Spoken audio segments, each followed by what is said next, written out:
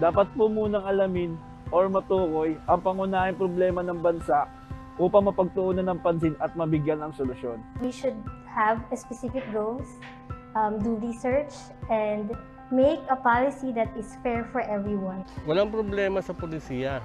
Iayos lang ang pagpapatupad. Bago patubas ang batas, pag-aralan muna gusto ng government. Two things, clarity and execution. Both, you need the communication and monitoring. As simple as that. Mandato ng Philippine Institute for Development Studies o PIDS na gumawa ng mga pag-aaral at pananaliksik ng mga polisiya at programa ng pamahalaan at magbigay ng rekomendasyon sa mga mambabatas sa pagbabalangkas ng mga polisiyang makakatulong sa ating bansa. Sinusulong ng aming ahensya ang evidence-based policy making upang bigyan diin ang kahalagahan ng polisiya na batay sa datos at policy research na sumusuri sa tunay na kalagayan ng ating mga komunidad. Napakahalaga ng policy research, lalo na sa mga panahong dumadaan sa krisis ang ating bansa. Kapag polisiya ay pinag-aralan, susulong ang bayan!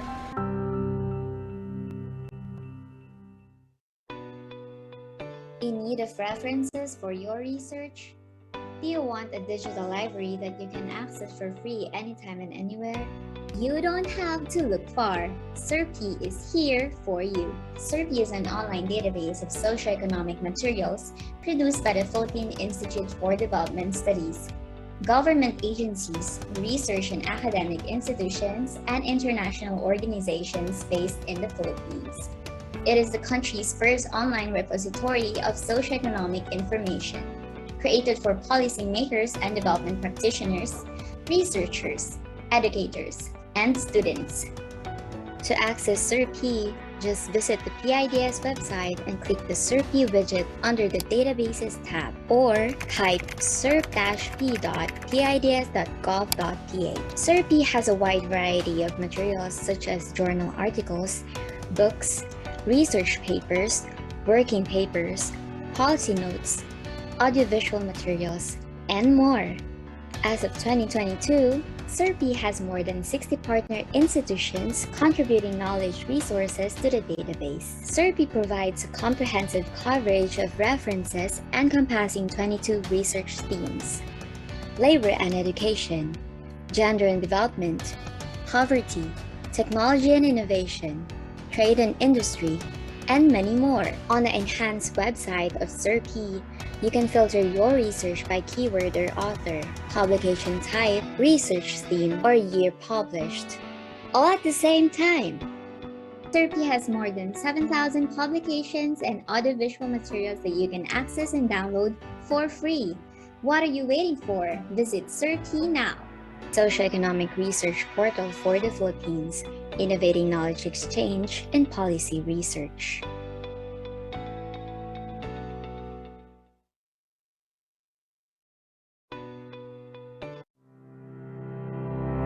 Policies can either make or break a country and its people. Hence, they should be thoroughly studied and evaluated. This is where policy research comes in. Through Malacanang Proclamation 247, released in 2002, the government declared September as a Development Policy Research Month, or DPRM. The DPRM aims to promote nationwide awareness of the importance of policy research in formulating evidence-based policies, plans, and programs. It also aims to cultivate a strong culture of research and the use of data and evidence among decision makers and raise the public's literacy of socioeconomic issues. The proclamation also designated the Philippine Institute for Development Studies, or PIDS, to oversee and coordinate all activities related to the DPRM. Various activities such as policy forums, press conferences, social media promotion, and the annual Public Policy Conference are organized by the PIDS and its partners to celebrate the DPRM. Each year, the DPRM focuses on a particular theme, which is usually a current or an emerging development issue of national significance. In recent years, the DPRM has centered on issues about regulations, risk reduction and management, decentralization, the Fourth Industrial Revolution, the new globalization, and the reforms needed to address the impacts of the COVID-19 pandemic. This year, to follow through on the 2020 and 2021 themes on rebuilding from COVID-19, DPRM 2022 focuses on the theme #Close the Gap, Accelerate Post-Pandemic Recovery through Social Justice. Through this theme, we wish to highlight how the pandemic severely affected the poor, the less educated, the subsistence and temporary workers, the elderly, persons with disabilities, and the indigenous peoples. COVID-19's extreme and disproportionate impacts on the marginalized and vulnerable sectors magnified and exacerbated deep-seated socioeconomic and political inequalities and cultural inequities in society. Breaking these inequalities and inequities and working toward a more just society is essential to successfully recover from the current pandemic and build the country's resilience to future shocks. Thus, this year's DPRM theme encourages our policymakers and leaders to make social justice the front and center of the post-pandemic recovery plan. Promoting social justice is everyone's responsibility. Together, let us build a just, inclusive, resilient, and progressive post-pandemic Philippines. Know more about the DPRM and how you can participate by visiting https://dprm.pids.gov.ph.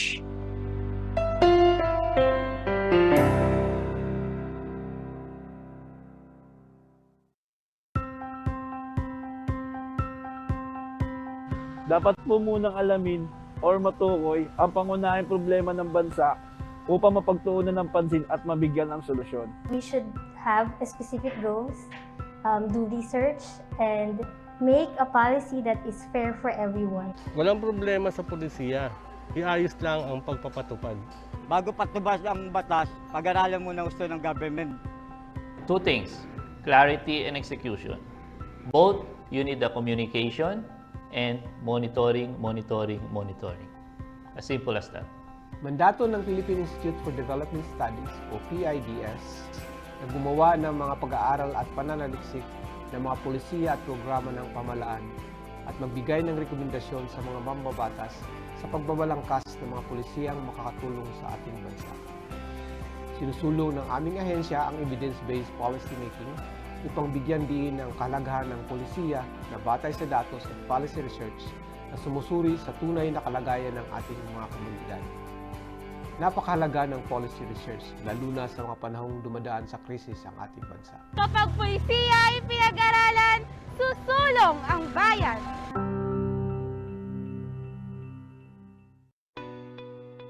In need of references for your research? Do you want a digital library that you can access for free anytime and anywhere?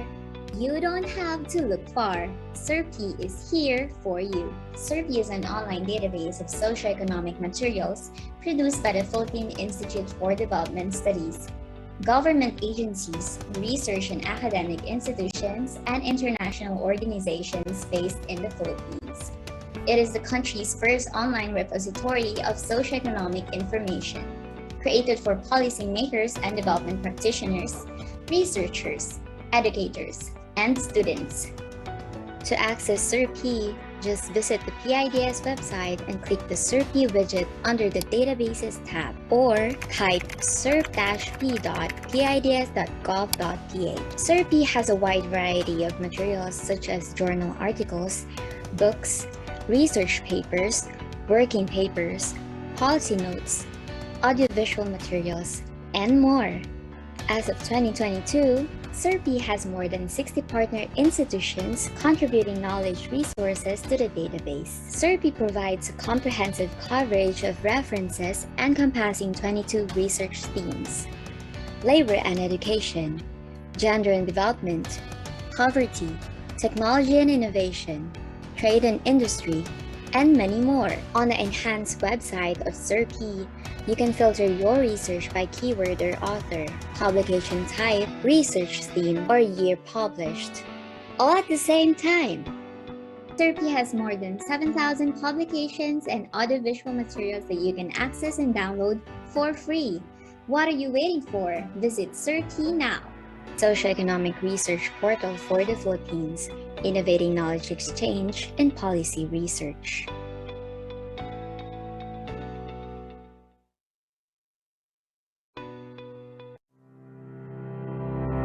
Policies can either make or break a country and its people. Hence, they should be thoroughly studied and evaluated. This is where policy research comes in. Through Malacanang Proclamation 247, released in 2002, the government declared September as a Development Policy Research Month, or DPRM. The DPRM aims to promote nationwide awareness of the importance of policy research in formulating evidence-based policies, plans, and programs. It also aims to cultivate a strong culture of research and the use of data and evidence among decision makers and raise the public's literacy of socioeconomic issues. The proclamation also designated the Philippine Institute for Development Studies, or PIDS, to oversee and coordinate all activities related to the DPRM. Various activities such as policy forums, press conferences, social media promotion, and the annual Public Policy Conference are organized by the PIDS and its partners to celebrate the DPRM. Each year, the DPRM focuses on a particular theme, which is usually a current or an emerging development issue of national significance. In recent years, the DPRM has centered on issues about regulations, risk reduction in management, decentralization, the Fourth Industrial Revolution, the new globalization, and the reforms needed to address the impacts of the COVID-19 pandemic. This year, to follow through on the 2020 and 2021 themes on rebuilding from COVID-19, DPRM 2022 focuses on the theme #Close the Gap, Accelerate Post-Pandemic Recovery through Social Justice.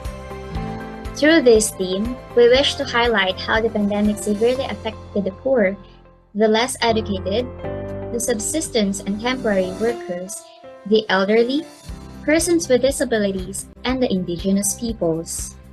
COVID-19's extreme and disproportionate impacts on the marginalized and vulnerable sectors magnified and exacerbated deep-seated socioeconomic and political inequalities and cultural inequities in society. Breaking these inequalities and inequities and working toward a more just society is essential to successfully recover from the current pandemic and build the country's resilience to future shocks. Thus, this year's DPRM theme encourages our policymakers and leaders to make social justice the front and center of the post-pandemic recovery plan. Promoting social justice is everyone's responsibility. Together, let us build a just, inclusive, resilient, and progressive post-pandemic Philippines. Know more about the DPRM and how you can participate by visiting https://dprm.pids.gov.ph.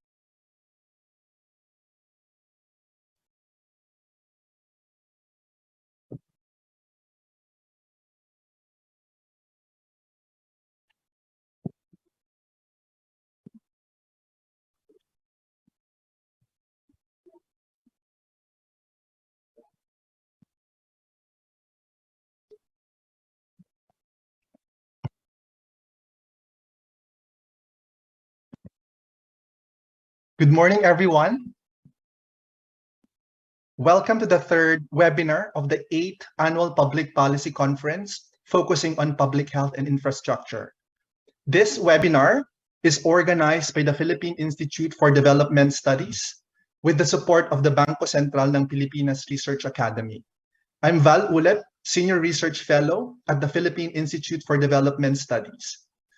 For everyone's information, we are recording this webinar, which will be publicly available at the Philippine Institute for Development Studies YouTube channel.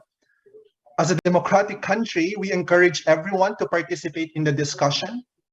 For those who are attending the webinar via Zoom, use the Q&A icon in posing your question.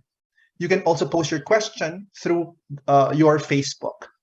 To start the program, I would like to call on our Vice President at the Philippine Institute for Development Studies, Dr. Marife Ballesteros, for the welcome remarks. Over to you, Ma'am Peng. Yeah, thank you, Val. So officials and representatives from different government agencies, private sector, the academe, civil society, international organizations, and the media. Dr. Leila Joudane of the United Nations Population Fund, Dr. Eduardo Banzon of the Asian Development Bank, Dr. Vincen Gregory of the Ateneo de Manila University, Municipal Mayor Alfredo Coro II of Del Carmen, Surigao Island, and independent journalist Ms. Ana Santos. Participants on Zoom and those who are watching through the PIDS and the SERPI Facebook pages, good morning and welcome to the third webinar series of the Annual Public Policy Conference, or the APPC. The APPC is the main event of the Development Policy Research Month, or DPRM, which is celebrated every September to underscore the importance of policy research in crafting evidence-based plans, policies, and programs. This year's DPRM theme, which is also the theme of the APPC, is #Close the Gap, Accelerate Post-Pandemic Recovery through Social Justice. The PIDS initiated this theme to underscore the debilitating impact of the COVID-19 pandemic on the marginalized and vulnerable sectors.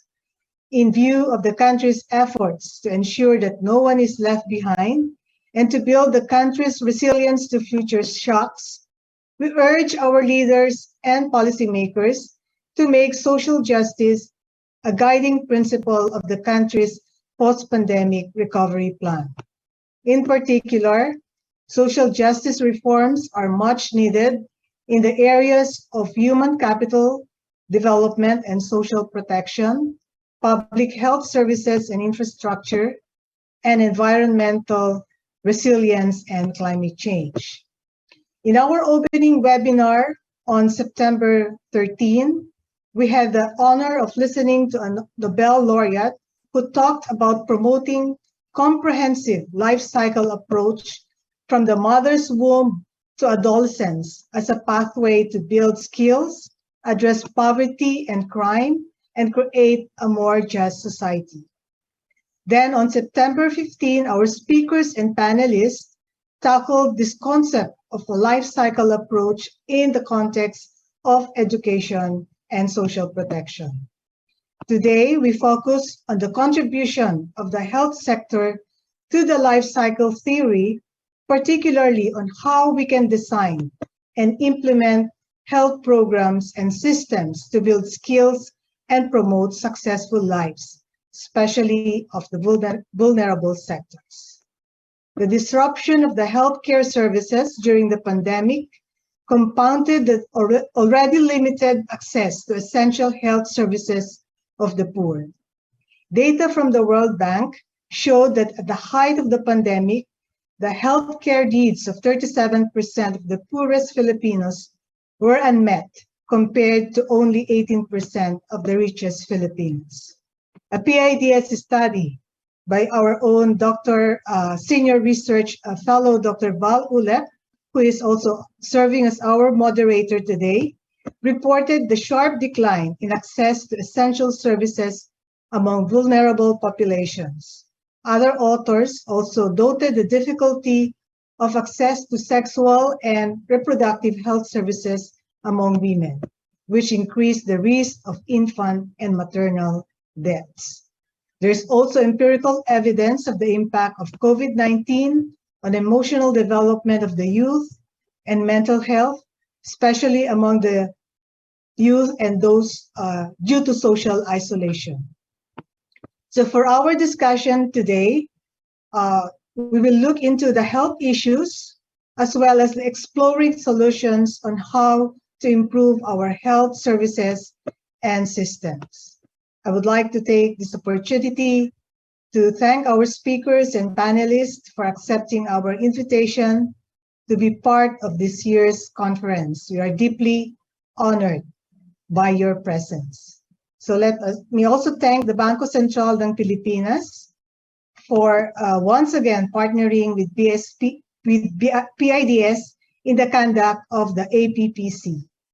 BSP's generous support enables PIDS to tap the expertise of respected local and international speakers for this annual conference. To our participants, thank you for supporting all our activities in this year's DPRM celebration. I encourage you to keep an open and inquiring mind as you listen to the presentations and actively participate in the open forum. In closing, I invite you to watch this video, which sums up the message of this year's DPRM and APPC theme. Good morning.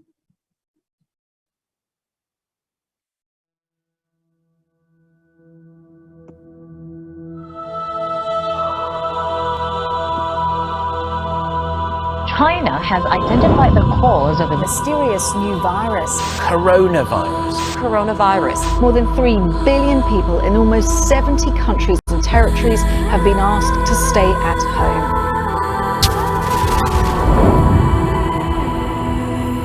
The COVID-19 pandemic challenged the whole world. No matter one's age or nationality, it affected everyone. However, the impact of COVID-19 was not the same for all. The least advantaged sectors such as the poor, the less educated, the elderly, persons with disabilities, and indigenous peoples bore much of the brunt. The COVID-19 pandemic highlighted and exacerbated deep-seated economic, social, and political inequalities and cultural inequities.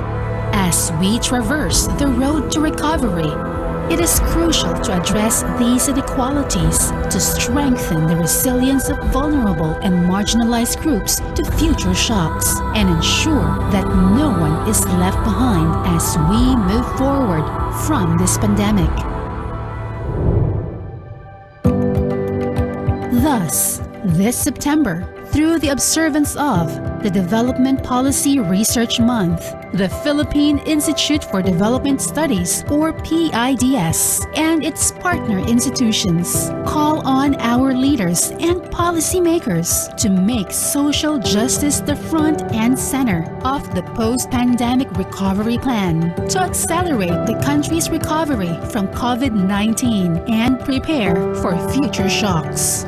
In the Philippines, the 1987 Constitution frames the promotion of social justice as a commitment to create equitable economic opportunities.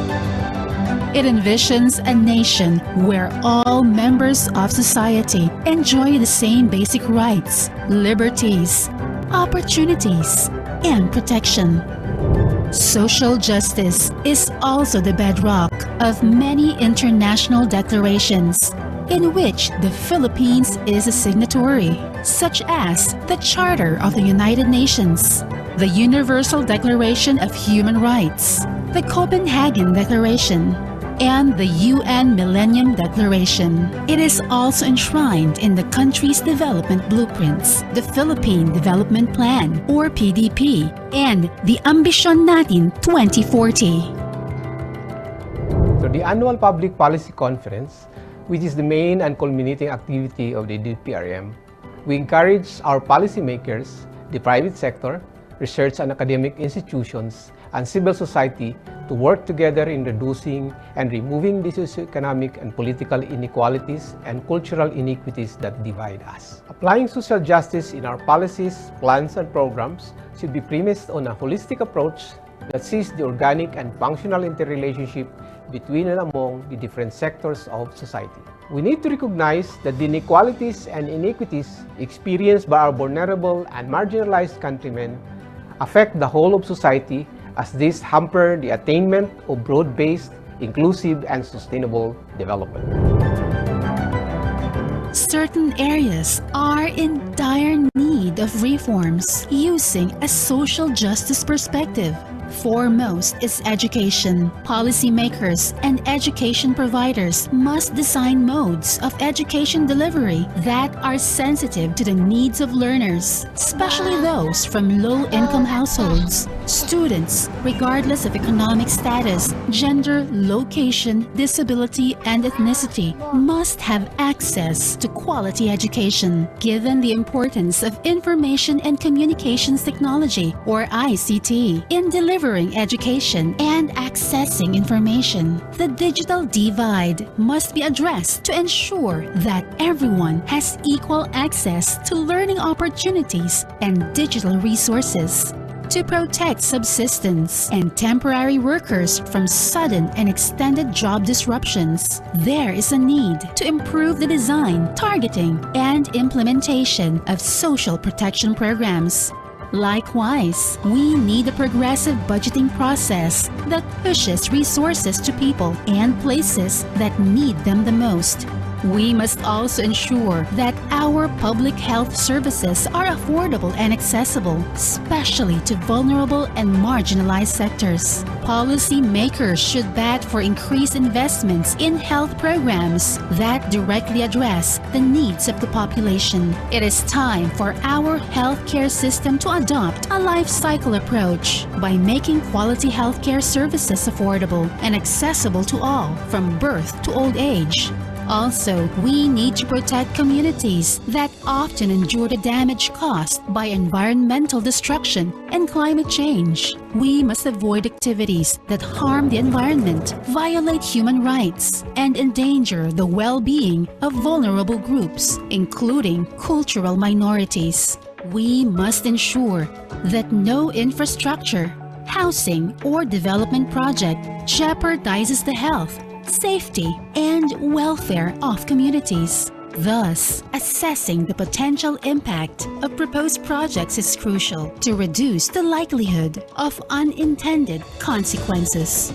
Lastly, we must increase the participation of the vulnerable and marginalized sectors in policy discourse and decision-making, and make sure their voices are heard. This can be done by strengthening government civil society engagements and intensifying the use of bottom-up approaches. The pursuit of social justice is not easy. It is a long and complex process. But through our united effort and shared responsibility, we can have a society where the country's resources and the fruits of economic growth are equitably shared, where everyone is living with dignity and has access to essential services, where the rights of the poor and vulnerable are upheld, and where the environment is nurtured and protected. For more details about this year's DPRM celebration, including the annual Public Policy Conference, visit the PIDS and DPRM websites and follow us on Facebook.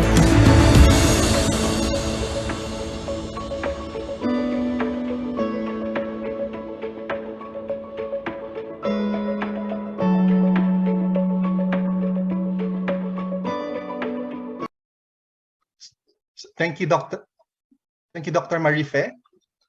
Before we start, may I request all speakers and panelists to turn on their camera for a very brief photo session. So I hope Thea can assist our panelists and speakers for the photo session. Yes, Dr.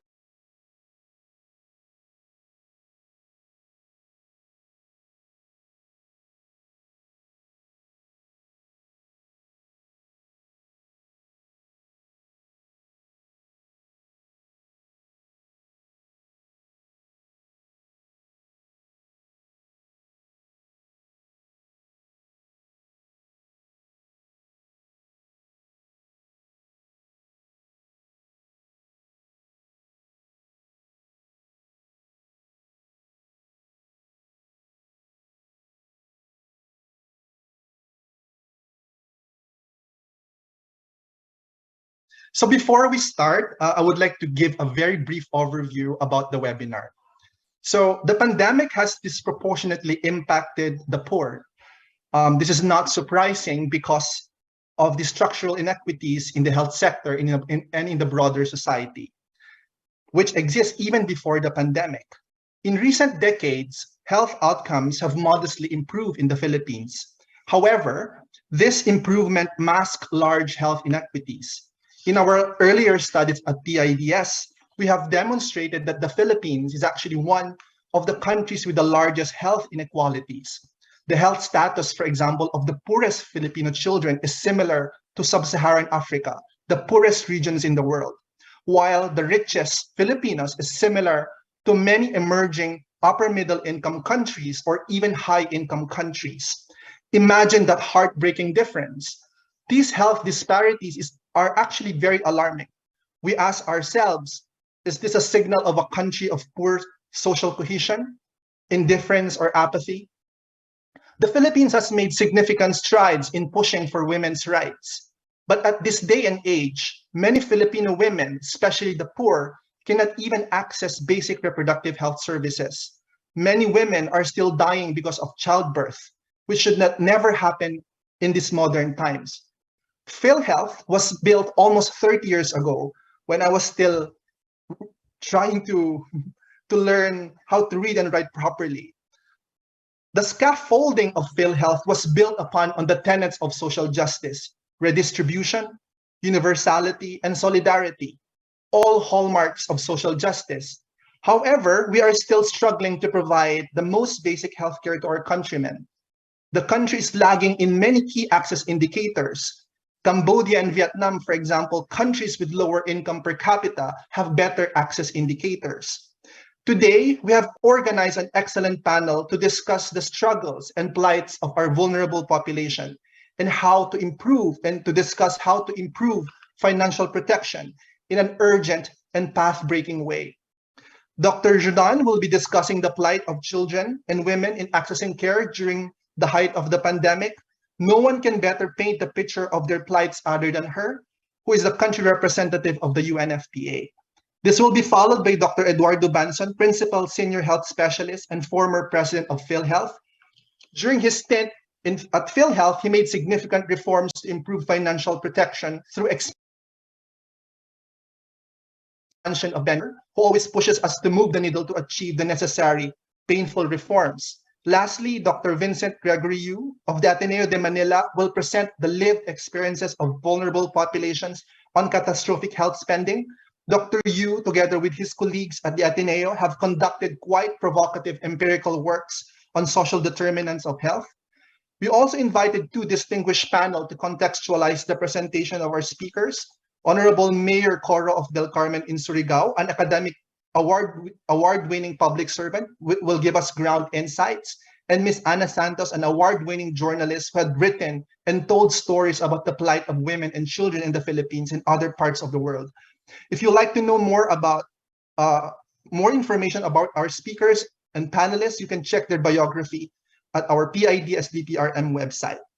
So our first speaker, let's now move on to our speakers. Our first speaker is Dr. Leila Joudane, the representative of the Philippines of the United Population Fund, or UNFPA.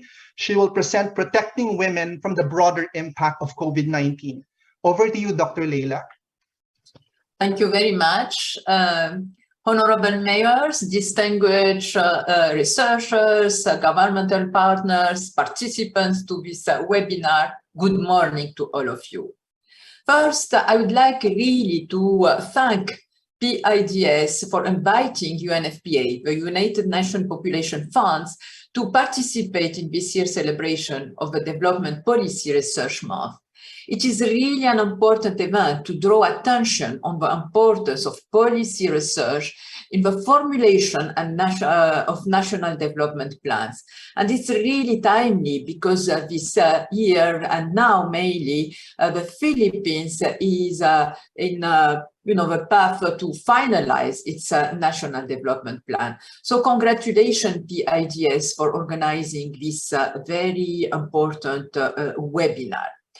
My presentation today, as you said, is focusing on how and what we as a UNFPA with our partner did in protecting women and young people and children from the broader impact of the COVID-19 and this unprecedented, situation that all, the world and the Philippines faced during the last 3 years. Next slide, please.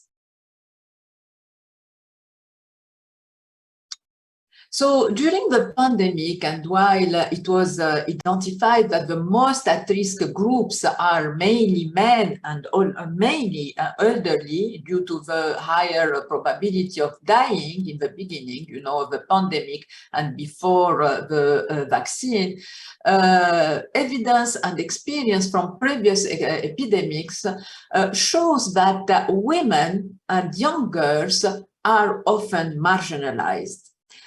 Yes, indeed, the limited mobility and low income increase women's and girls' vulnerability and expose women and girls to mainly gender-based violence and sexual exploitation. Resources for essential sexual reproductive health and maternal health, like what we heard, from the video, previously, are often, get redirected to manage, other, of course, priorities during the epidemic and pandemic. And the essential sexual reproductive health and maternal health services are often, marginalized and are not taken, used as a priority. In addition, women are disproportionately bear the burden of additional work during the quarantines and lockdowns. Next slide, please. So knowing that, UNFPA supported our national and local partner to respond to the needs of women and young people. So through first collecting information and data on the challenges that women and young people face. This is really very important. It's the first step, first stage. We need to know better what are the challenges that women and young people are facing. And this is why, research, studies, survey, information is very important. So what we did also is to collect information about how healthcare workers were, what was, the main challenges that they faced so that they can continue serve the needs of the women and young girls. And we also look to innovative ways to reach and respond to the needs of women and young people during this mainly the lockdown and the pandemic. Next slide, please. As I said before, even during the lockdown, there was a need to know how the COVID-19 pandemic and the mobility restriction will be affecting women and young girls. And the main studies that we used and survey we used for that purpose was the gender and inclusion assessment of COVID-19 pandemic on vulnerable women and girls. We also used, the result of the longitudinal cohort study on the Philippine child through phone survey. We continued, to do this study, which, started before the pandemic, but even during the pandemic, we continue to collect data and to be informed about, the youth views during the pandemic. We also, launched a big data analysis on family planning, and we did also an analysis on the excess of birth and death during the pandemic. Next slide. So as you can see from this graph, women are disproportionately shouldered more of the burden of care work during the pandemic. And during the lockdown, it is usually the female family members who bears the responsibility of assisting, for example, the adolescent child on their studies, and this is we were informed through the core study. And also the women are the most, are in the front line to take care of the elderly of their family. Next slide, please. So here you can notice that while the risk of dying from COVID-19 is low among adolescents, and we know it, the pandemic has a significant impact on the broader well-being of children and young people. Data from the cohort study shows that anxiety levels among children and young people significantly increased during the pandemic. At the same time, an analysis of the excess of death in the Philippines during the pandemic showed that there was an increased number of deaths due to an unintentional self-harm. You know, we noticed that we have 50% increase in 2020 comparison with 2019. This is important to take into account how, you know, the COVID-19 impacted the well-being of young people, even if they were not, you know, the most exposed to the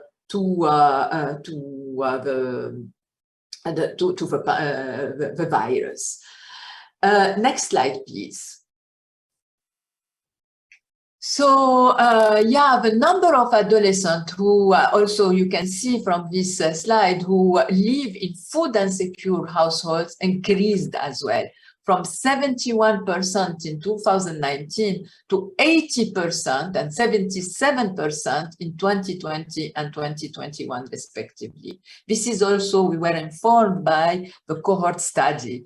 You see how it's important to continue, you know, even during the lockdown, to be informed by these studies.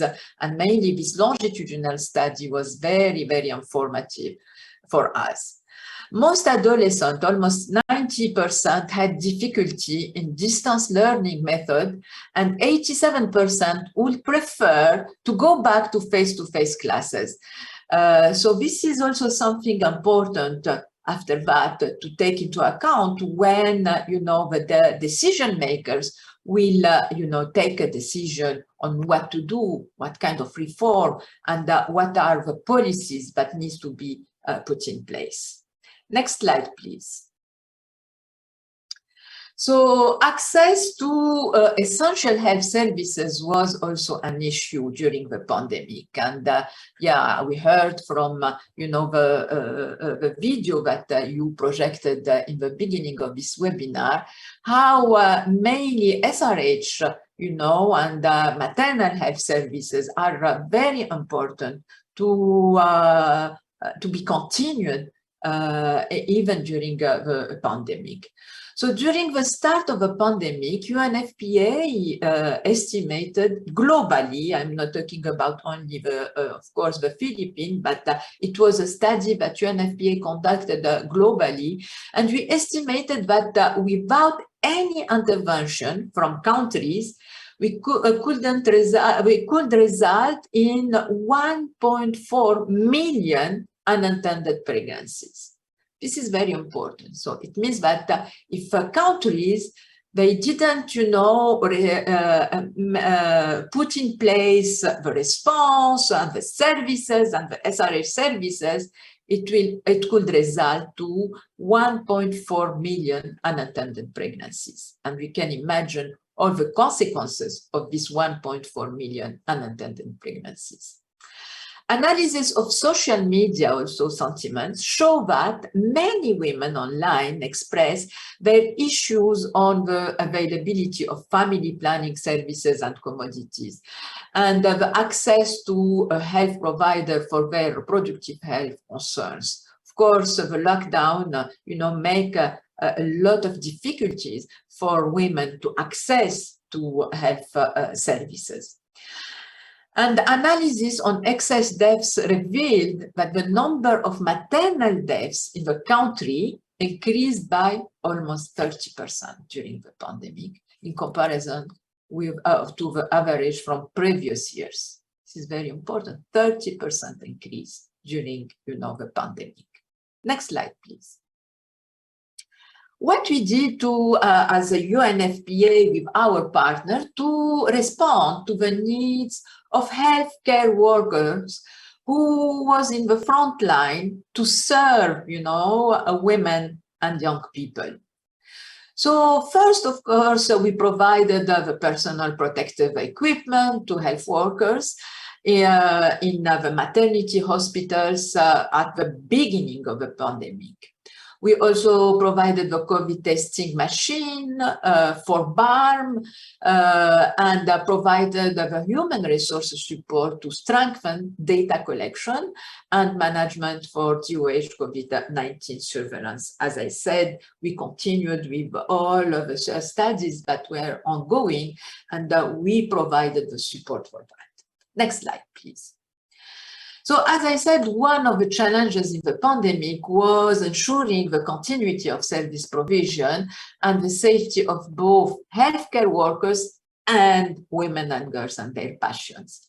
To ensure that sexual reproductive health and maternal health service continued during the pandemic, UNFPA, during the start of the pandemic, donated 10.7 million pesos worth of PPEs to the DOH and health facilities in the country. Next slide, please. At the same time, and to ensure that mothers deliver safely in health facilities where, all of the health facilities were focusing to respond, to the needs of people affected by the COVID-19, UNFPA, we deployed what we call the emergency maternity tent facilities. It's in several health facilities. This tent is fully equipped, and it's like, a maternity ward with full equipment so that women can deliver in this tent safely. And even if, the hospitals were not capable to respond to SRH and maternal health needs of women, these tents were put in place so that the mother can deliver safely. These facilities served as triage areas and delivery room, as I said, for the pregnant women who tested positive. And in other, areas, it was for women to deliver safely when they are not positive, but when, the services were offered in the hospital for the positive cases. Next slide, please. So, so as you can see, 3,000, almost 4,000 pregnant women and young girls were served under this with this facility. Next slide, please. We also look at for innovative ways to reach and respond to the needs of women and young people during the pandemic. So we take advantage of all these, online modalities, webinars, and people we transfer, from the face-to-face to online. And we took advantage of these online modalities of engagement and service delivery, and we launched the reproductive health care.info. And I will talk more later in another slide about the reproductive healthcare info, which reached in 2020 3.1 million people through this online platform. We also initiate innovative ways in bringing services closer to where women live through this reproductive health bike patrol. And I will also talk more about this reproductive health bike patrol. We reached, almost 5,000 women, and 4,000 and a half accepted the family planning method through this mobile, services. Next slide, please. We expanded also our partnership. For example, UNFPA in partnership with YPeer, the Youth Peer Education Network in the Philippines, we rolled out a series of online dialogue between young people and policymakers entitled Kabayanihan. And the series allowed young people to be able to directly engage with the government decision makers, ask about issues relevant to them, and express their challenges and the challenges that they face during this lockdown and the pandemic. Next slide, please. UNFPA in partnership with PSRP also developed an online platform called the Reproductive Health Info. As I said, this platform, I said that I will talk more about this platform. This platform provides, information on sexual reproductive health, family planning, where to get, the services, information about the family planning method, advice on reproductive health in general and rights, among others. And to date, the platform has reached almost 13 million people online. And it's so successful that in the beginning, we used it as, this platform for the lockdown, during the lockdown, but we will continue with our partners to reach, online people. And people, we can see that they interact with the providers during this, through this platform. Next slide, please. So another, as I said, we provided, our health workers with these reproductive health bikes. It's really through the pandemic, we saw that people and women have difficulty, to access to safe transportation. So through this mobile, services, the reproductive health bikes provided to the health workers, it could be used, to go to the women, themselves, and to the young people, and provide services nearer their place of residence. And here also we reached, almost, as I said, 5,000 women and young people through these mobile services. So in summary, next slide, please. In summary, the basic and special needs of women and young girls continue and are often unmet during crisis situations. And this is what this COVID-19 pandemic revealed. It's, the vulnerability of women and young girls, and how women and young girls sometimes are not prioritized, and their needs are not prioritized.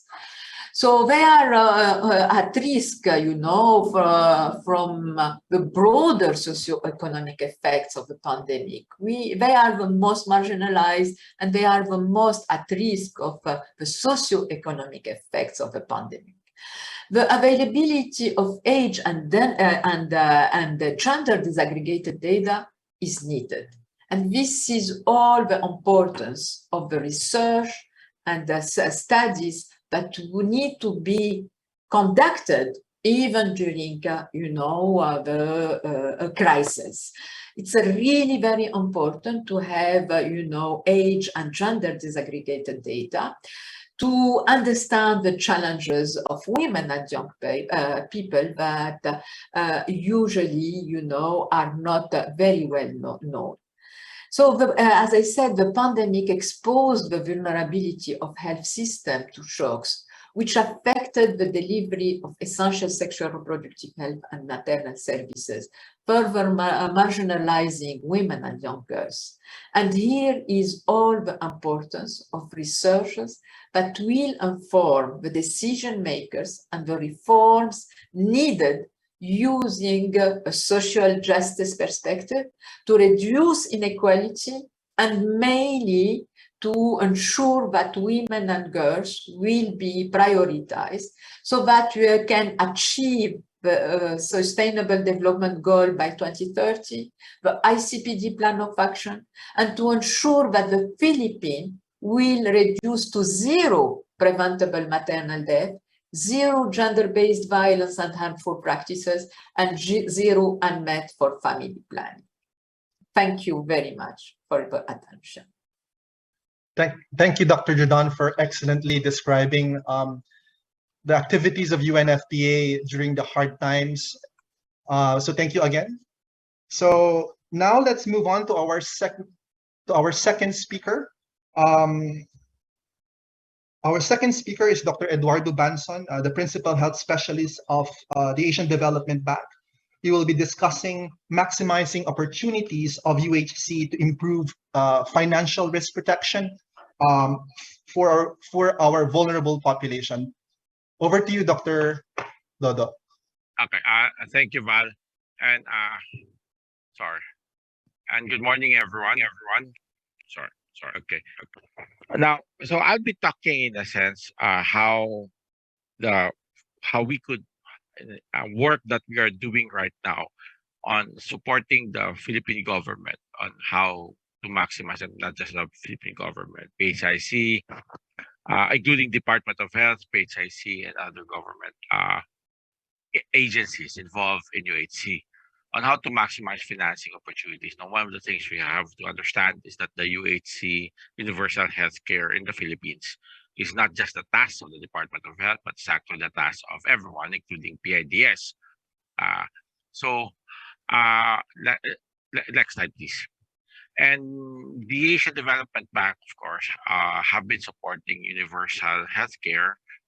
Late last year, around November, we approved a program loan of about $600 million, which is supporting policy reforms and actions on universal health coverage, on universal health care.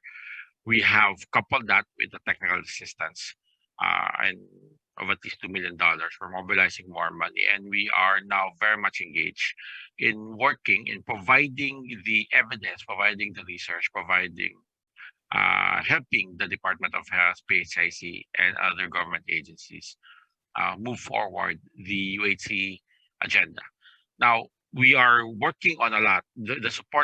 Our engagement in government is across from financing to regulatory to service delivery. But I will focus the discussion more on on financing. And in a sense, one of the things that we should sort of reflect, which is a little, when you start talking about UHC, it did not happen overnight, right? Health for all has always been a global agenda.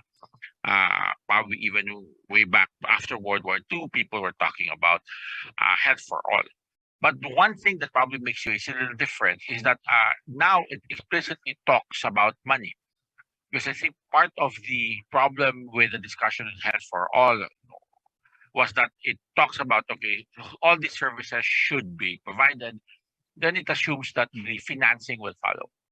So what we now have with the UHC discussions and with the UHC law of the Philippines is that there's actually explicit call for ensuring in the section 2 of the law that this access to care will be without financial hardship.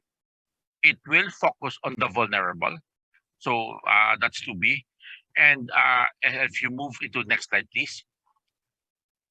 And if you move into the general objectives, it again reiterates this point that it should be that there should be protection of financial risk. So in a sense, when you start talking about UHC in the Philippines, can we have the next slide, please? So it's globally, this the way UHC is now described in the Philippine laws, Republic Act 11223. I really like that number. Is that it's consistent also of how the Sustainable Development Goals have framed UHC, so as SDG 3.8. So there's really, when you talk about UHC, it's really about financial protection, among others. It includes ensuring financial protection, particularly for the vulnerable population when they access healthcare. It implies that there should be solidarity in health financing, because you could not have financial protection in a system where there is no solidarity in health financing, where your system is essentially financed by either out-of-pocket payments by the population or voluntary health insurance schemes, because with those systems, there's really no social solidarity. So in a sense, it's really looking for increased health financing, but in a manner sustaining the solidarity. And so we're really talking more money into health, into UHC, to the contributory schemes. So we talk or tax revenues.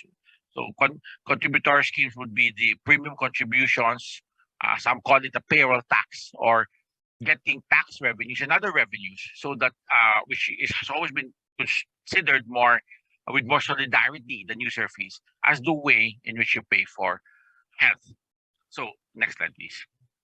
So how are we financing health debt? So let's reflect back a bit, and thanks to the Philippine Statistics Authority, the Philippines have quite an updated picture on how health is being financed in the Philippines. In next slide, please. So the latest they have, and we call this the national health accounts, of course. Those of you who are familiar with the work on the national health accounts, and I do recall that before the lag was about 4 years or 5 years. Now, this report actually came out in 2021, so we're actually seeing less than a year lag, and it's great because it actually gives sort of real-time data, real-time evaluation, more nearly real-time evaluation for those who are pushing or implementing the UHC agenda. So what did we do? Well, a bit of good news for 2020. So overall, we've actually seen our spending for health increase, fastest increase since 2014, as the way the PSA said it, about 10.6%. We usually look into current health expenditure, okay? And when we start breaking down the sources of financing, that usually use current health expenditure, but it's quite, it's quite good. We should also note that when UHC needs more capital investments, and there's actually a drop in 2020, probably partly caused by COVID. But let's focus on the CHE story. And so what is it showing? So in 2020, there's actually a dramatic, quite significant, probably even dramatic increase in the share of in government spending, absolute numbers, in absolute amount. So if you look at the green, so we've been seeing increases from 10 to 18%. From 2016. In 2020, we saw an increase of 28% of government spending. So it can be attributed to the spending brought about by the country's response to COVID-19. But it actually, in a sense, gives UHC advocates a higher floor in which to advocate more money for health. So part of the challenge that they have to do now is to make sure that this increased spending that government has provided for health should not go down. And really, this becomes sort of the new base in which they should ask more money for 2021. We don't have the 2021 numbers, but I expect the numbers also to have increased in 2021. What's more interesting is if you look at the out-of-pocket spending. So out-of-pocket spending, the increase per year, the last 4 years, has actually been going down from about 7% increase to 6%. And in 2020, the increase was quite low. 3.6%.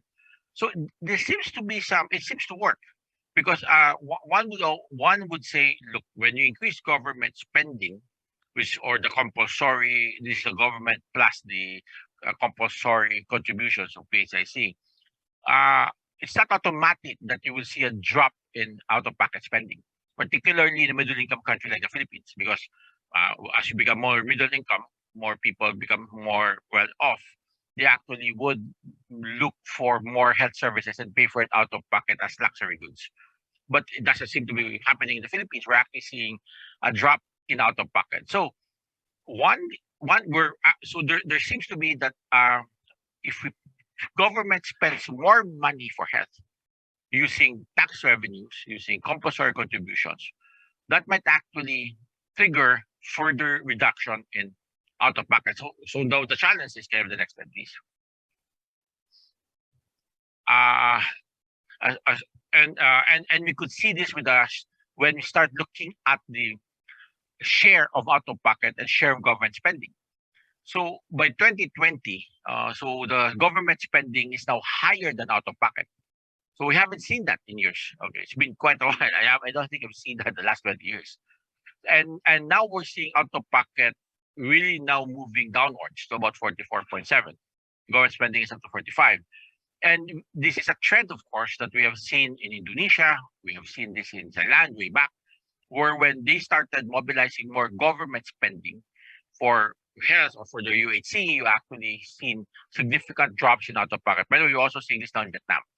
So is the Philippines in that trend of decreasing out of pocket? And so we know it's not just more government money, but it's going to be the main intervention that you need. It also means you need to be more efficient in what you pay for. But we will focus more on how the government, how the country should, in a sense, exploit the financing opportunities for UHC that have been opened up in recent reforms, in recent laws and other reforms. Next slide, please. So, sorry, this is just like the schematic diagram that I say. But if there's one thing I want to highlight here, is that 9.6% is voluntary health. So this is private health insurance, or HMOs. They're different from each other, or other company health services, right? So there's actually another significant chunk of money that's prepaid in the country, but it's actually going to this private voluntary process, which unfortunately is not does not really contribute to social solidarity. It's not as bad as out of pocket, but we'll discuss later how that can still be maximized by as a financing source for UHC. Next slide, please. So what are the financing opportunities? And these are basically based on what the 2019 UHC law have passed. Next slide. So one is that, of course, the Philippines has been much commented on this, on how it has coupled increasing excise tax levels, okay, for what they call sin products, right? Tobacco, including vape products, inhaled tobacco, which is, I think, the Philippines are among the first that actually tax that, alcoholic beverages and sweetened beverages, and then allocating, sometimes we use the word earmark, but it's not a direct earmark as it's understood by fiscal experts, where once you collect the tax, you actually transfer it to, let's say, PHIC or DOH, but actually more like a soft some call it soft earmark, but it's actually more like an allocation that's provided to the Department of Health and PHIC, and it requires them to justify why they should get this money, but that money essentially is already allocated to them. And it generally flows into the government subsidy, funding the government subsidy for those non-contributory members to PHIC, and a big chunk to the health facility enhancement program. There are other interventions supposed to finance much smaller one, but these are the two main UHC components that the health taxes are supposed to pay. In addition to that, lottery money, so PCSO, and gambling money from PAGCOR is actually also been allocated. And here the wording is quite interesting because it's not to fund subsidies like we talk about health taxes, but to improve PHIC benefits directly. Similarly, with the recent government order, they're also saying that this is not a direct earmark, but an allocation. It also goes through the process of some PHIC and DOH have to request for this, and this will be part of their budget. Now, what's the challenge here? Well, you need to, one, make sure you know these amounts, that this is tracked and properly. The money that's being collected here is tracked appropriately by health researchers, and this tracking will allow the timely releases, because that's part of the challenge. You know you got the allocation, but if you don't know how much, or that's not tracked in a timely manner, then you'll be able to ensure the timely releases and all. So the DOH actually have estimated this with their medium-term expenditure framework. This is the PAGCOR amount on how much they expect to get from PAGCOR and PCSO. They have also, sorry I missed the slide there, but they have also done this estimate for the health taxes, and we're actually expecting a big jump this year, because this is the 2020 excise tax reforms that increase the rates would actually start kicking in this year and next year. So the significant increase of health taxes are expected to be available for or allocated already to the Department of Health. So this is going tracking this, monitoring this, ensuring its timely releases, protecting this allocation would be among the challenges, would be amongst the things that the Department of Health or UHC advocates should be monitoring, studying, and yeah, next slide, please. So the second, of course, is the traditional source of revenue for PHIC, which is the compulsory premiums. And here the challenge really is, well, including making sure that the legislated increase in premium levels are maintained, including the salary floor, salary ceiling. You really need to strengthen the tracking of the contributor members and the collection. And one thing that has not happened is that the collaboration between similar agencies that similarly get contribution from Filipinos. We haven't seen that collaboration. So Pag-ibig, for example, probably do a better job of collecting money from the formal sector. Probably because people wants to contribute there so they can do housing loans. But nonetheless, there's this collaboration between Pag-ibig, because the population that goes to Pag-ibig, that our membership Pag-ibig and PSIC are essentially the same. Unlike SSS, which is more formal sector, and GSIS, Pag-ibig is probably more significant informal members.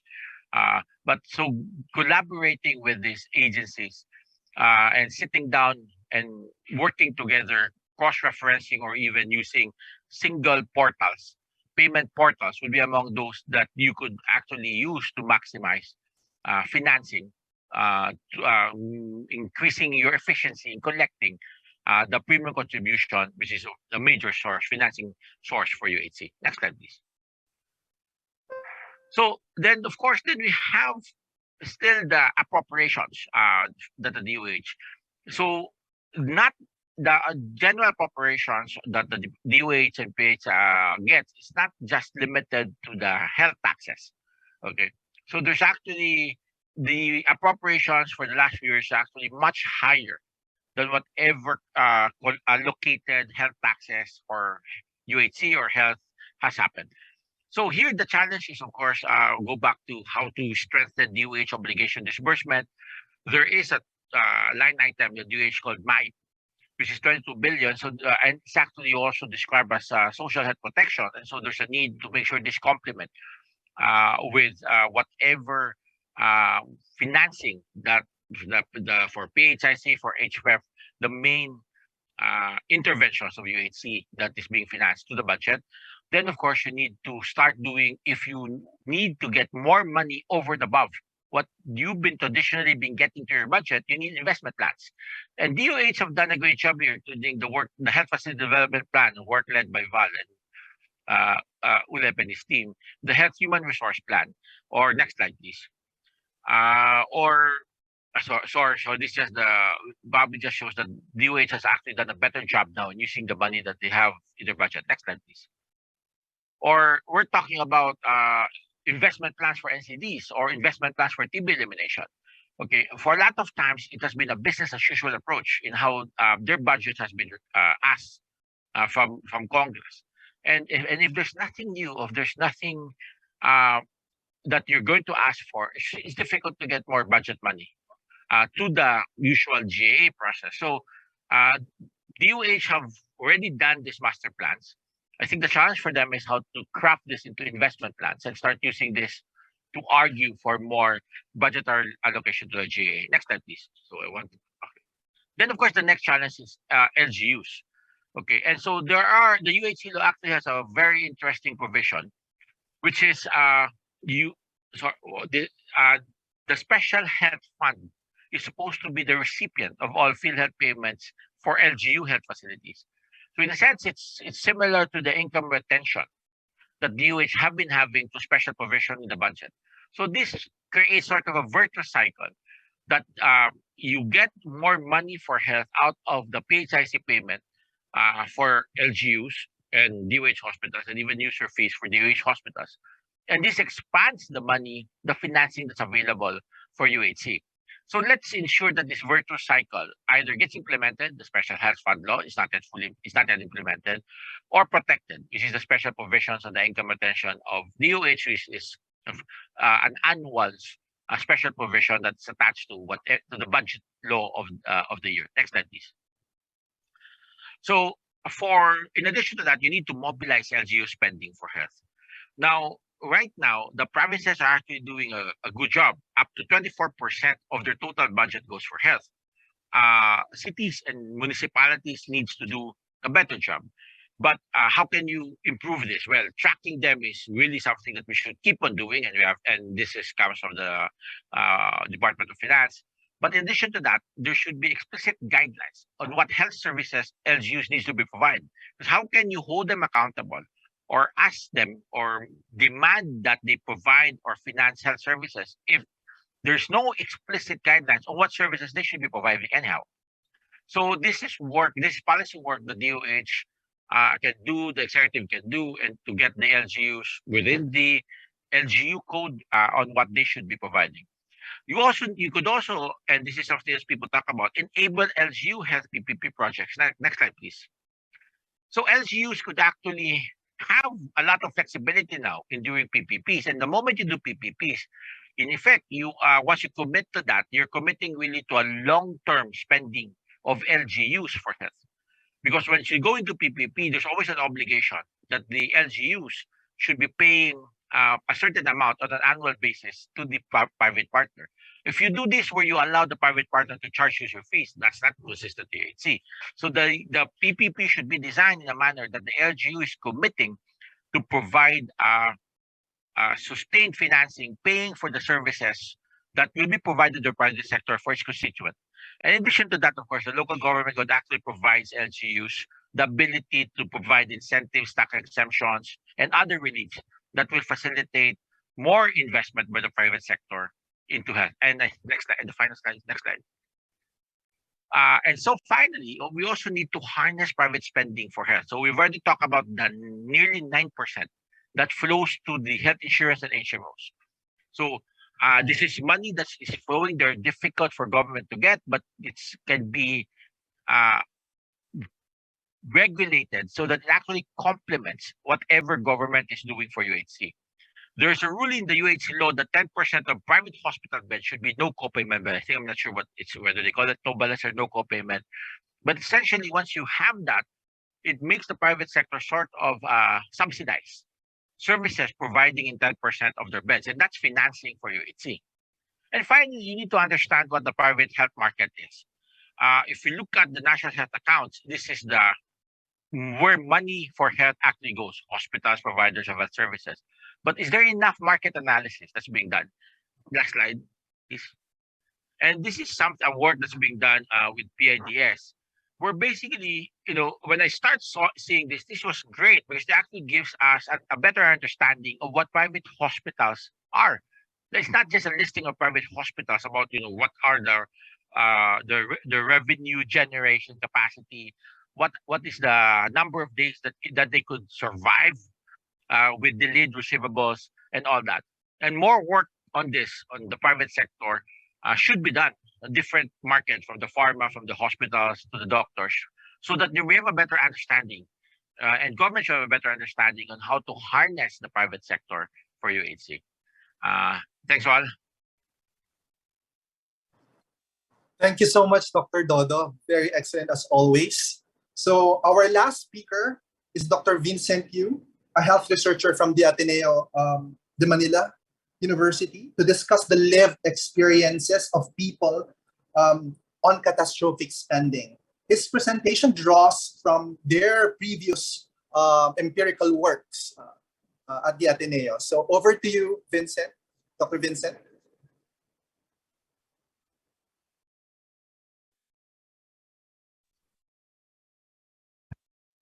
Thank you, Dr. Val. Good morning, everyone.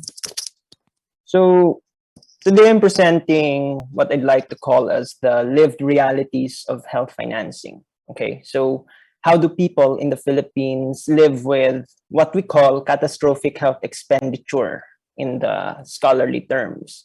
Next slide. Okay, so what do you think about when you think paying for healthcare? Okay, so in 2018, I had an appendectomy, and to pay for my hospital stay, it was as simple as handing over a credit card to the hospital's billing section. But as we very well know, I am part of the exception in this country rather than the norm. Next slide, please. Okay, so over the years, we've had a certain significant progress in terms of healthcare legislation. Most significant is most recent is the passage of the UHC law, for example. But despite such reforms, out-of-pocket expenditure remains high in the country. Okay, so these statistics were called from recent data. And Dr. Banzon's presentation earlier showed that it's around 45%. So we can say 45 to 50%. Next slide, please. However, when you say out of pocket, it seems to suggest that people can easily draw money from their pockets to pay for health expenses. But somehow we know that that is not really the case. So what happens when people can't simply draw money from their pockets? And how does that translate to their day-to-day experiences as people living in the Philippines? Next slide. Okay, so Sue and his colleagues for the World Health Organization defined the catastrophic health expenditure quantitatively as out-of-pocket expenditure that is greater than or equal to 40% of a household's capacity to pay. But this is not the definition that I'm interested in this presentation. In fact, I'm not interested in any set definition for catastrophic health expenditure. Next slide. Okay, so a year before the COVID-19 pandemic struck, I was part of a project at the Ateneo School of Government that looked at the health aspirations of Filipinos and the challenges they face in attaining good health. The project was called Ambisyon Natin 2040 for Health. So we went around the country, talked to some 250 people in a total of 30 focus groups from across all occupational, educational, and geographic sectors. So we talked to farmers, fishermen, school teachers, BPO employees, college students, etc. What we wanted most of all was to tackle healthcare from an anthropologic lens, to look at it as part of the culture of present-day Filipinos and to analyze its problems therein. Next slide. So the bulk of my presentation this morning tackles the issue of health financing by illustrating the journey that many Filipinos undertake to pay for healthcare. Because the reality is for low and lower income Filipinos, even some in the middle class, paying for healthcare is not as straightforward as just handing over your credit card to the accounting section of the hospital. Instead, it entails engaging with various actors and dealing with many possible complications. So let me frame this journey as the 4 Ps of health financing, if you may. Next slide. Okay, so the first P is pagtitiis. which translates in English to enduring symptoms instead of seeking treatment. When people get sick, for many of them, the first thing they do is not go to a doctor or a hospital. Instead, next slide, they don't seek medical treatment, they self-medicate, or they seek alternative or traditional medicine. And for many of us who are exposed to the clinical establishment, it's easy to wonder why. Well, foremost, the money that they do not spend for healthcare often goes to pay for other expenses. We talked to farmers, for example, in Nueva Ecija, who said that when they feel ill or when someone in the family gets sick, the first thing to do is to not go to a hospital, because the money that they earn from the current harvest is actually used to pay off debts that they incurred from the previous harvest. So there's nothing left to pay for expenses such as healthcare. People also consider ancillary expenses. For example, transportation from home to the hospital, okay, or going to the hospital and then it happens to be a private facility, and when you arrive at the ER, you're already charged certain fees. Or, for example, possible scenarios like, what if the doctor at the ER demands that the patient should be admitted? Okay, so that will require so many other expenses that are unforeseen. For example, you will need a bantay, a caregiver, who must have his or her own expenses and money to pay for those expenses every day. So for many Filipinos, alternative or traditional medicine is so much cheaper. Okay, so we had participants who talked of going to albolarios who would charge only 20 pesos or sometimes in kind. Okay, just bring a tray of eggs or the materials and then you're good to go. Next slide. So when does pagtitiis occur in the illness trajectory? It's throughout the illness trajectory. Okay, so sometimes people just endure their illness until the illness is no longer treatable. And who are involved? It can be just the individual. It can be the individual and his or her family. Next slide. Okay, so what did we learn from this stage of the trajectory? Well, first is that pagtitiis does not automatically mean not doing anything. It means doing other things aside from going to a doctor or a hospital. It means saving money to pay off other expenses. It is practiced even by the formally employed and what we would think of as the relatively well-off. And so when I was a medical student and intern at the PGH, a common question my superiors would ask patients who come to the hospital with their diseases in serious condition already is, bakit ngayon lang kayo nagpatingin? Okay, why did you wait until now to seek treatment? And the appropriate response to that, I realize now, is that for many people, pagtitiis, not seeking immediate medical treatment, is in fact the rational thing to do. Okay, next slide. Okay, so when people do decide to seek healthcare, how do they pay for it? If they don't have the money at hand, then they borrow the money. Okay, that's what we call pangungutang. But borrowing actually entails many sub-practices. Next slide. Okay, so people borrow money from family or friends or co-workers. They have pautangan or workplace loan schemes. They pawn their money or resort to community cooperatives or co-ops. Most notably, they resort to money lenders such as 5-6. One school teacher, one memorable quote by a school teacher that I can't forget is what she said was, "Ang taong gipit sa 5-6 kumakapit," okay, which in English translates to a sick person clings to 5-6 for aid. Next slide. So when does pangungutang occur in the illness trajectory? It occurs throughout the illness trajectory. People borrow money throughout the illness trajectory, and it involves social networks, okay? The people we know, the people we are related to. Next slide. So what did we learn? Well, borrowing money is not as easy as it sounds, okay? So what if there is conflict in the family? What if you have no friends or coworkers who are willing to lend you the money? What if everyone you know is just as poor as you are? Sometimes the money borrowed is not even enough. We had study participants who said that in addition to borrowing money, they or their family members also had to take on additional jobs to earn extra income to pay off expenses. And most troubling is that borrowing money often leads to more debt. Okay, I'm not just referring to interest rates. And there is also the fact that people have existing debts, again, that they haven't paid off yet. And when they borrow money for health expenses, for new health expenses, then they incur new debts, which only leads to more catastrophic expenditure. Next. Okay, so when people can't borrow money, what do? We frame this as pagmamakaawa. In simple terms, they beg for help. From whom? Well, from politicians, from government agencies, from NGOs. Next slide.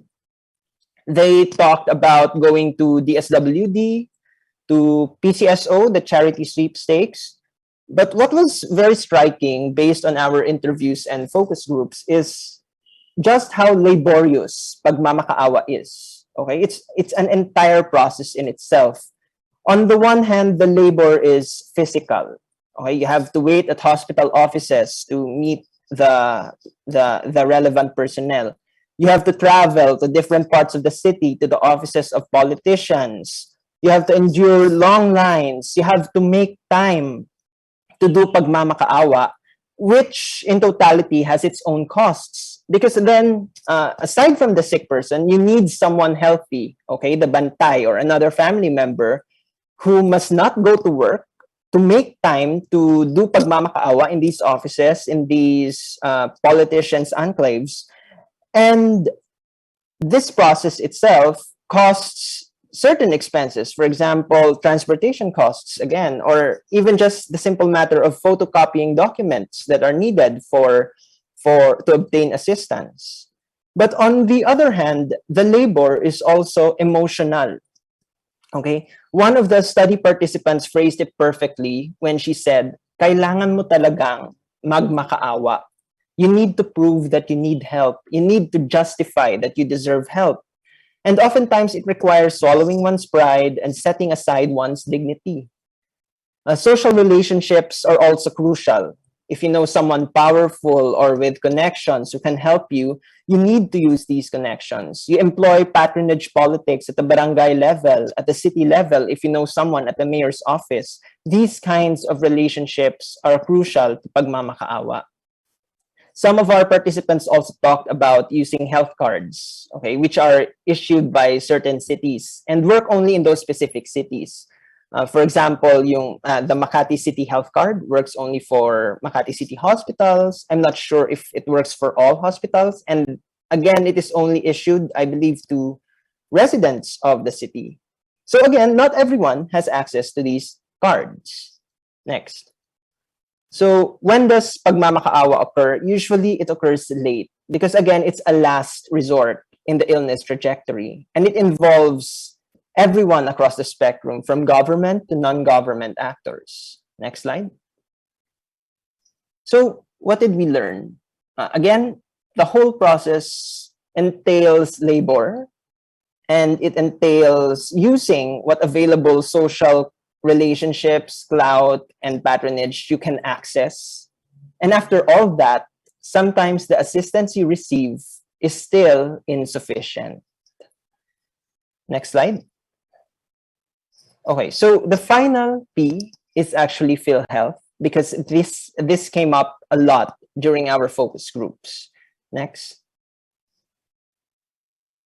So I want to reiterate again that what I'm presenting are the perspectives of our study participants. Whether or not these perspectives are accurate or in line with how things actually work. Okay. So on the surface, PhilHealth was invoked by our study participants in two ways. First is in the sense of paying for PhilHealth, and second is in the sense of how they get to pay for their PhilHealth membership. Next slide. So when does PhilHealth occur in the illness trajectory? As we know right now, it's restricted to hospitalization. And on a societal level, it involves the state. Next slide. Okay, so what did we learn from this subset of the conversation? Well, we had low-income participants. We had very varying misconceptions, varying perspectives on how PhilHealth works and how it does not work. And in fact, we received varying conceptions and perspectives on how health insurance works and if it is even needed. Okay, so we had low-income participants who believe that their very poverty supposedly disqualifies them from PhilHealth membership. So that kind of conception informs their view on PhilHealth or health insurance, which is that they don't believe in it, they don't need it. One participant, for example, from an urban poor community in Manila, said that since he is poor and since he is not qualified, supposedly, for PhilHealth, why should he pay for premiums when that money could go to buying for milk and food and diapers for his children? Another common theme was how PhilHealth works. Okay, what is covered, what is not covered, where it is used, where it can be used, these kinds of issues. And often this was framed as, bakit hindi ko man lang nagamit ang aking PhilHealth? Why was I unable to use my PhilHealth membership? And then another is the role of patronage politics. Okay, so we had participants, for example, from a town in northern Philippines who said that for paying members, the mayor's office actually subsidizes a certain portion of that population. But then it works like a raffle, because when a new mayor wins, and that mayor is contrapartida or from the opposition's party, and you are identified as contrapartida or part or supportive of that opposition party, then you are removed from that list, supposedly. So again, this all illustrates that despite the firmness of the law, supposedly, and how PhilHealth works, it doesn't really translate to ordinary and low-income populations in the country. They don't, some of them don't even understand or grasp the necessity of PhilHealth or how it works or why it works, which is only, I would think, which is only compounded by certain issues and scandals that we've seen of late. Okay, so next question. Next slide. Right, so after presenting the 4 Ps, these are just some questions and future directions that I think are worthy of reflecting on and tackling further. Okay, so first is, how do we improve the concept of literacy in terms of health financing? Okay, this is not health literacy in the sense that insurance agents use it or money managers use it, okay, in the sense that you need to save for future days. No, I'm talking about health financing literacy in a very literal sense. How do we improve people's understanding of how PhilHealth works, for example? How do we improve their understanding of how to best obtain help or get assistance in the hospital setting in such a way that the entire process does not become very laborious to them, that it becomes more efficient? How do we address the misconceptions, the cultural perceptions, and the prevailing beliefs that people have towards the healthcare system, towards our insurance system, towards the role that their local governments have in terms of paying for their healthcare? Next slide. So how can we improve current systems? How do we lessen the ancillary costs, the hidden costs of healthcare that we raised earlier? Because for many people, these hidden costs are already preventive. Okay, they're already prohibitive from seeking proper healthcare, from seeking medical healthcare. How do we lessen the kinds of expenses that they are actually avoiding to incur when they do not seek what we would think as proper or medical care? Next slide. And then another very relevant question: how do we untangle political patronage and social capital vis-a-vis health expenditure and the larger frame of healthcare itself. We always say that health is political, of course, and it has been very well demonstrated. That fact has been very well demonstrated throughout the COVID-19 pandemic, how health is inextricable to how politics is run in the country. So just food for thought, how do we improve current systems in relation to the kinds of politics that it has? And next slide. Okay, and finally, I think Dr. Joudane and Dr. Banzon also tackled these questions to varying degrees in their presentations. How has the COVID-19 pandemic affected everything that I've talked about earlier? Again, the findings that I presented were gathered pre-pandemic. So it would be interesting to see how things have improved or worsened after 2 years of the pandemic. And what does this all mean in the advent of UHC implementation in the country? That's all for this morning. Thank you. Next slide. For more information or data on the presentation, you can access the full text of the presentation through that link. Thank you. Thank you so much, Doctor. You very, very excellent, very, very interesting. You clearly laid out the very, very complex process on how Filipinos go through just by seeking care. You know? And I really like the way you pose these very, very difficult questions, ranging from issues on health financing, issues on health literacy or health financing literacy. It's really hard to actually answer those questions. So I really applaud you for posing those very important questions that we need to answer as a researcher or as a decision maker. Okay, thank you so much, Dr. Yu. Thank you. Okay, so we move now to the panel discussion. We have invited two distinguished panel to help us think through and contextualize the presentation of our speakers. So our first panelist is Honorable Alfredo Coro. He is the municipal mayor of Del Carmen in Surigao del Norte. He received many accolades for excellent public service. So we hope to get insights from him on how broad reform ideas could be translated in our local communities.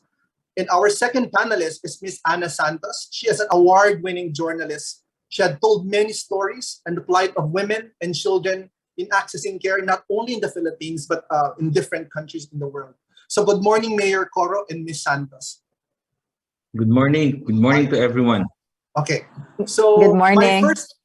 Good morning, Mayor Coro and Ms. Ana.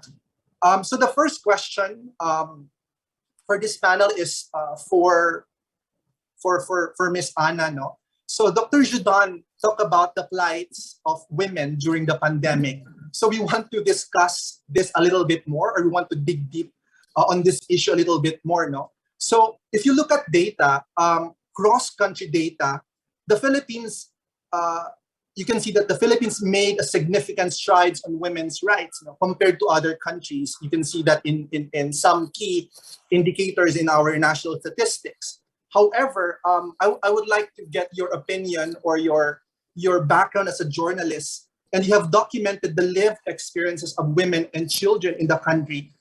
Can you describe the plight of low-income women and children in accessing essential healthcare services, for example, reproductive health during the pandemic, which hardly reflects in national health statistics?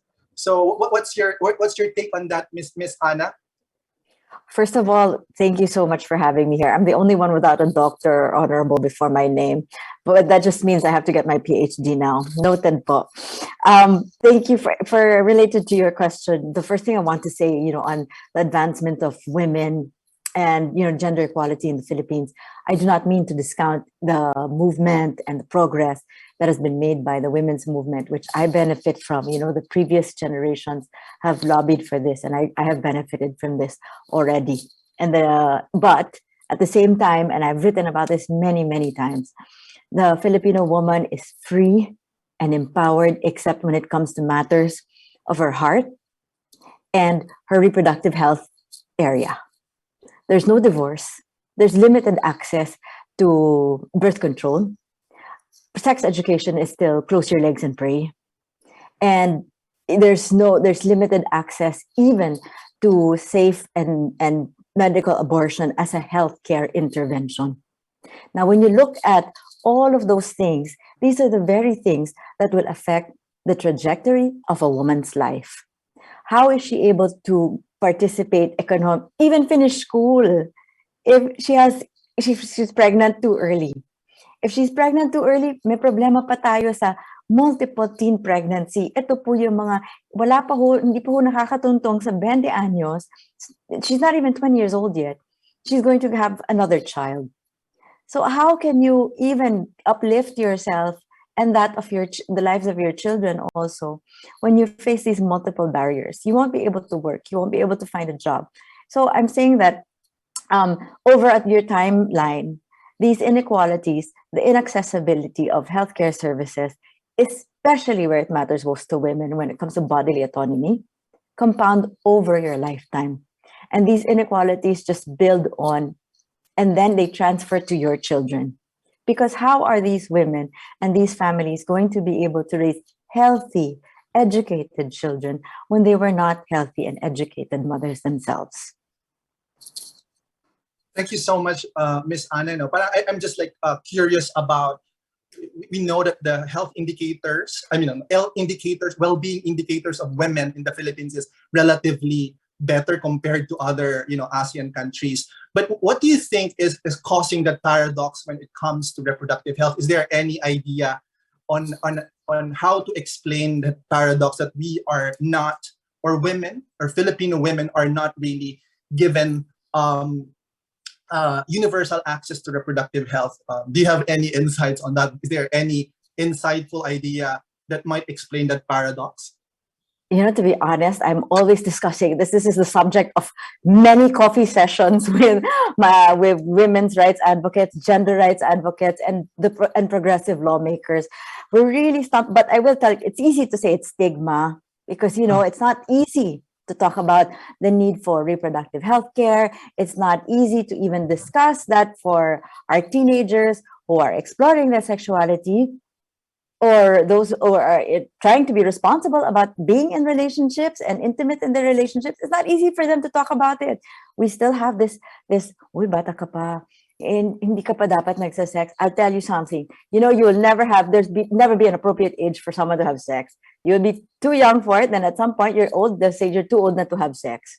So I'm just saying we need to give people the freedom to decide over their bodies, because when we do that, then we give them the power to decide over their future. That's one. Secondly, and this one I will put it out there because this is just something that my feminist friends and I had discussed. We don't know if this is the answer, but we were wondering, maybe because it's so easy to say, yes, let's get women and young girls to go to school. Let's get women and young girls to work, because that technically won't interfere with her being a mother and being a wife. The very traditional roles and concepts of what we perceive to be good wives and mothers. But when we say that, you can get birth control and control the number of children that you want, you have all these ideas already about, oh no, this is going to lead to promiscuity, this is going to lead to breakup of the family, of marriage, of divorce, so on and so forth. I don't know if that's the answer. I'm still trying to figure it out. And until we figure it out, we'll keep writing about it, and we will keep on talking to legislators and policymakers and brilliant researchers like you to get an answer. Please, Dr. Anna, thank you again for that very excellent. From PhD na po, manifesting na.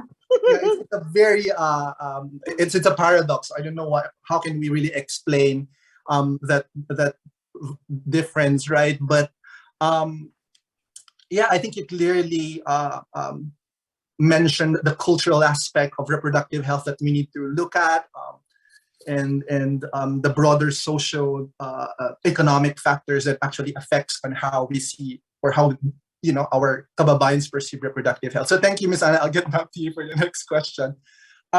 So I think my second question is about PhilHealth. No, this is for Mayor Coro. So Dr. Banzon and I think Dr. Yu also mentioned the importance of PhilHealth in improving financial protection, no, especially the poor.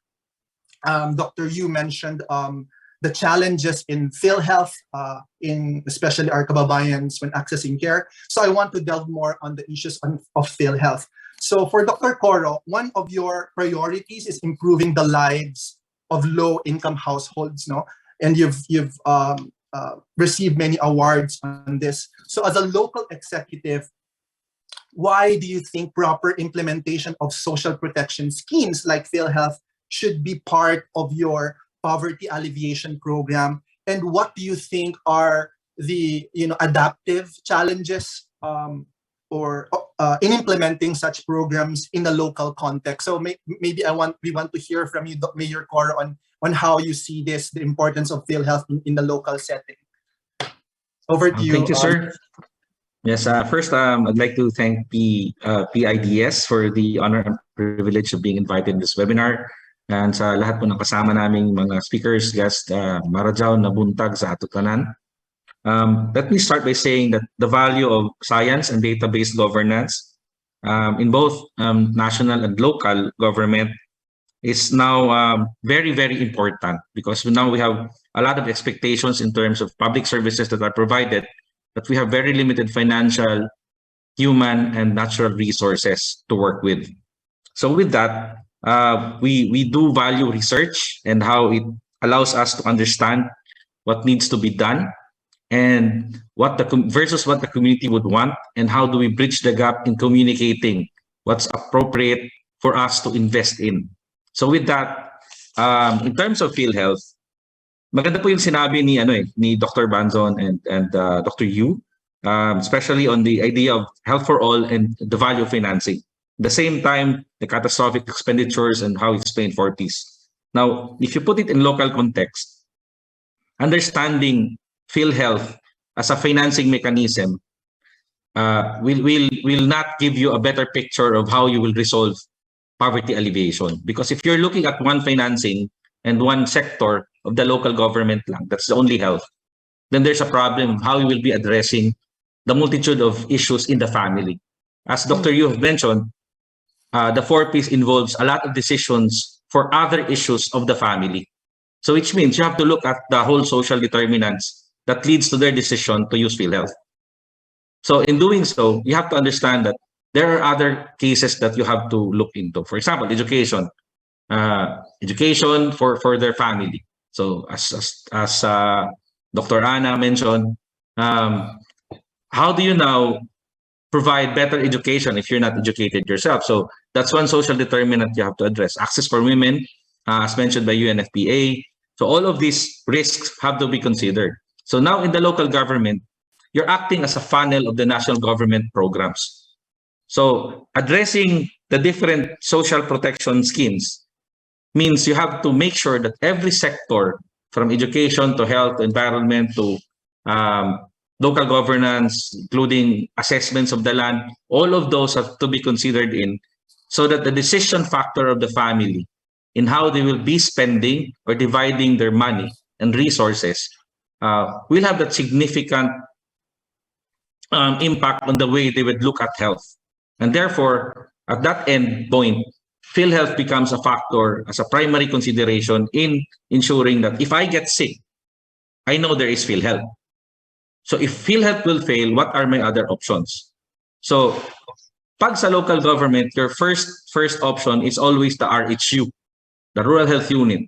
But the process going to the RHU starts with the barangay health worker, monitoring your health status in your family, monitoring your nutrition, monitoring everything in your family, reporting it to the Rural Health Unit so that you have this informed decision of what you can buy with your limited resources. Kasi hindi naman kaagad PhilHealth yung lalapitan mo. PhilHealth is tertiary care.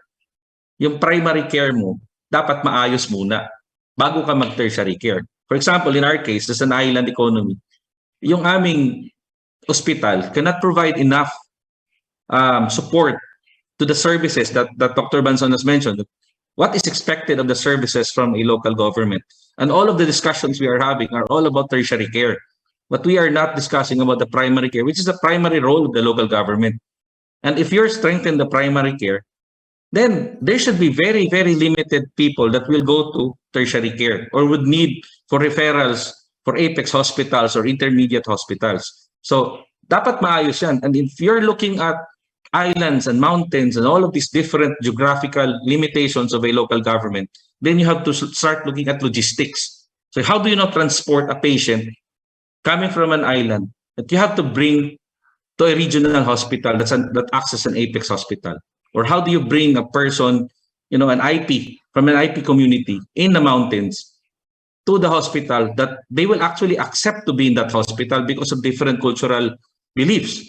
So there are a lot of things that you consider, but primarily in the local government, all the social protection mechanisms have to be integrated as an approach towards addressing that particular need for PhilHealth. So last resort dapat si PhilHealth, hindi siya primary need. Kasi again, we have to understand our role in local government is primary healthcare. It's not running hospitals. It's not, papogi about, I'm gonna cure you. That's so konti lang yan. You're looking at population health, you have to look at primary healthcare. Thank you so much, Mayor Cora. I think it's really hard to summarize what you've said. You've articulated very important points. So number one is very refreshing lang that you are talking about primary care, discussing the importance of primary care. And we know from a political perspective, what we want is really hospitals. We want to build specialty clinics, but your focus is really the importance of primary care, which is actually the gateway to the healthcare system. I think that's a very, very important one, very refreshing for a local executive. And the second is the recognition of social determinants of health, how education and agriculture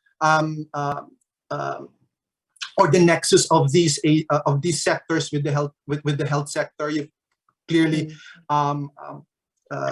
described this beautifully. So I think moving to the social determinants, touching upon on what you've discussed, and I want to go back again to Miss Anna on social determinants on health, and I want to relate these questions on her previous works, on maternal and child health and teenage pregnancy. So you have written, Miss Anna, you've written stories on teenage pregnancy, which is an alarming health problem in the Philippines. And based on your conversation, can you tell us the broader social determinants or factors outside the health sector? This is in recognition to what Mayor Cora was suggesting, that it's not all about health sector.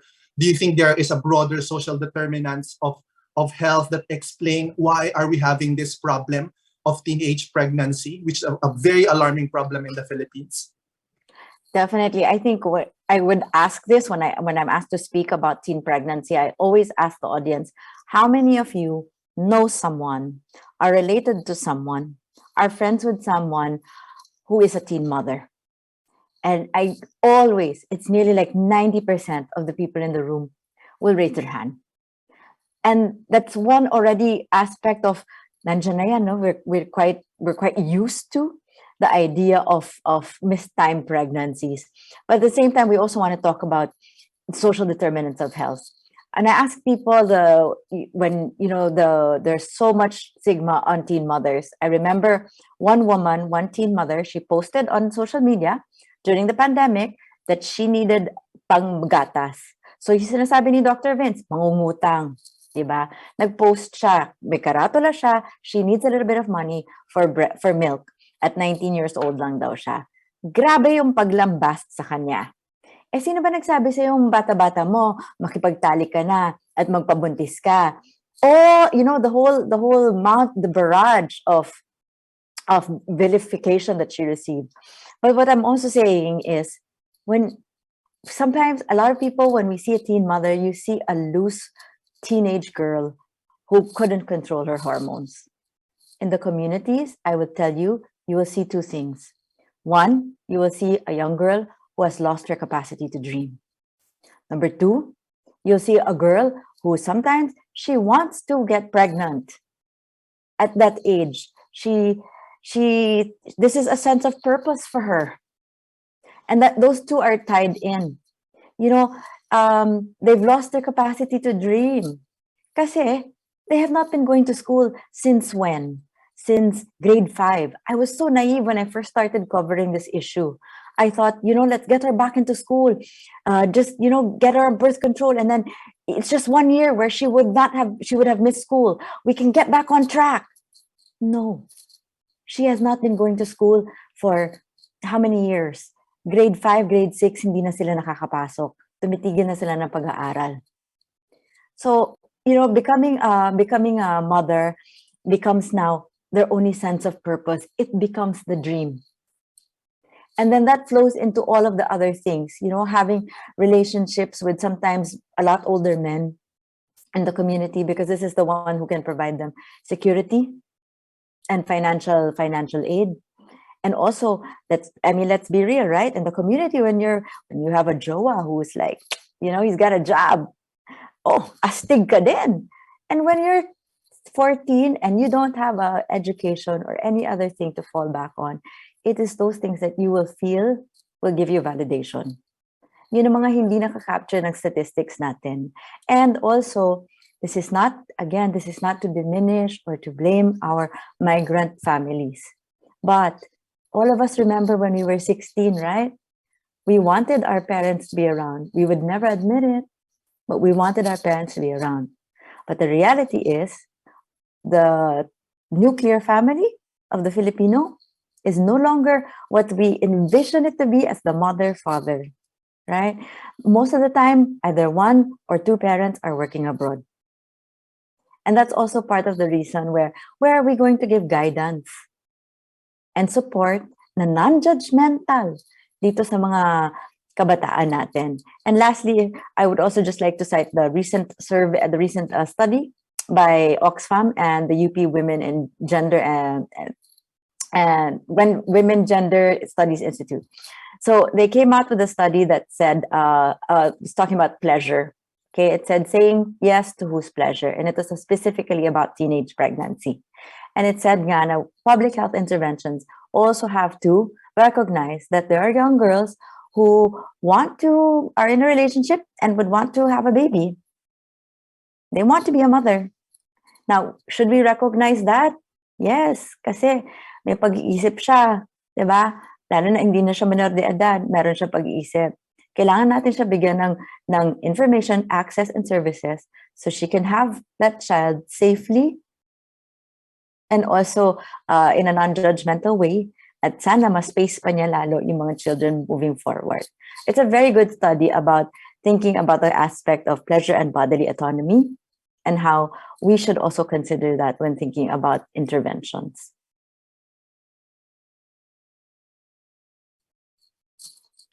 Thank you so much, Miss Anna.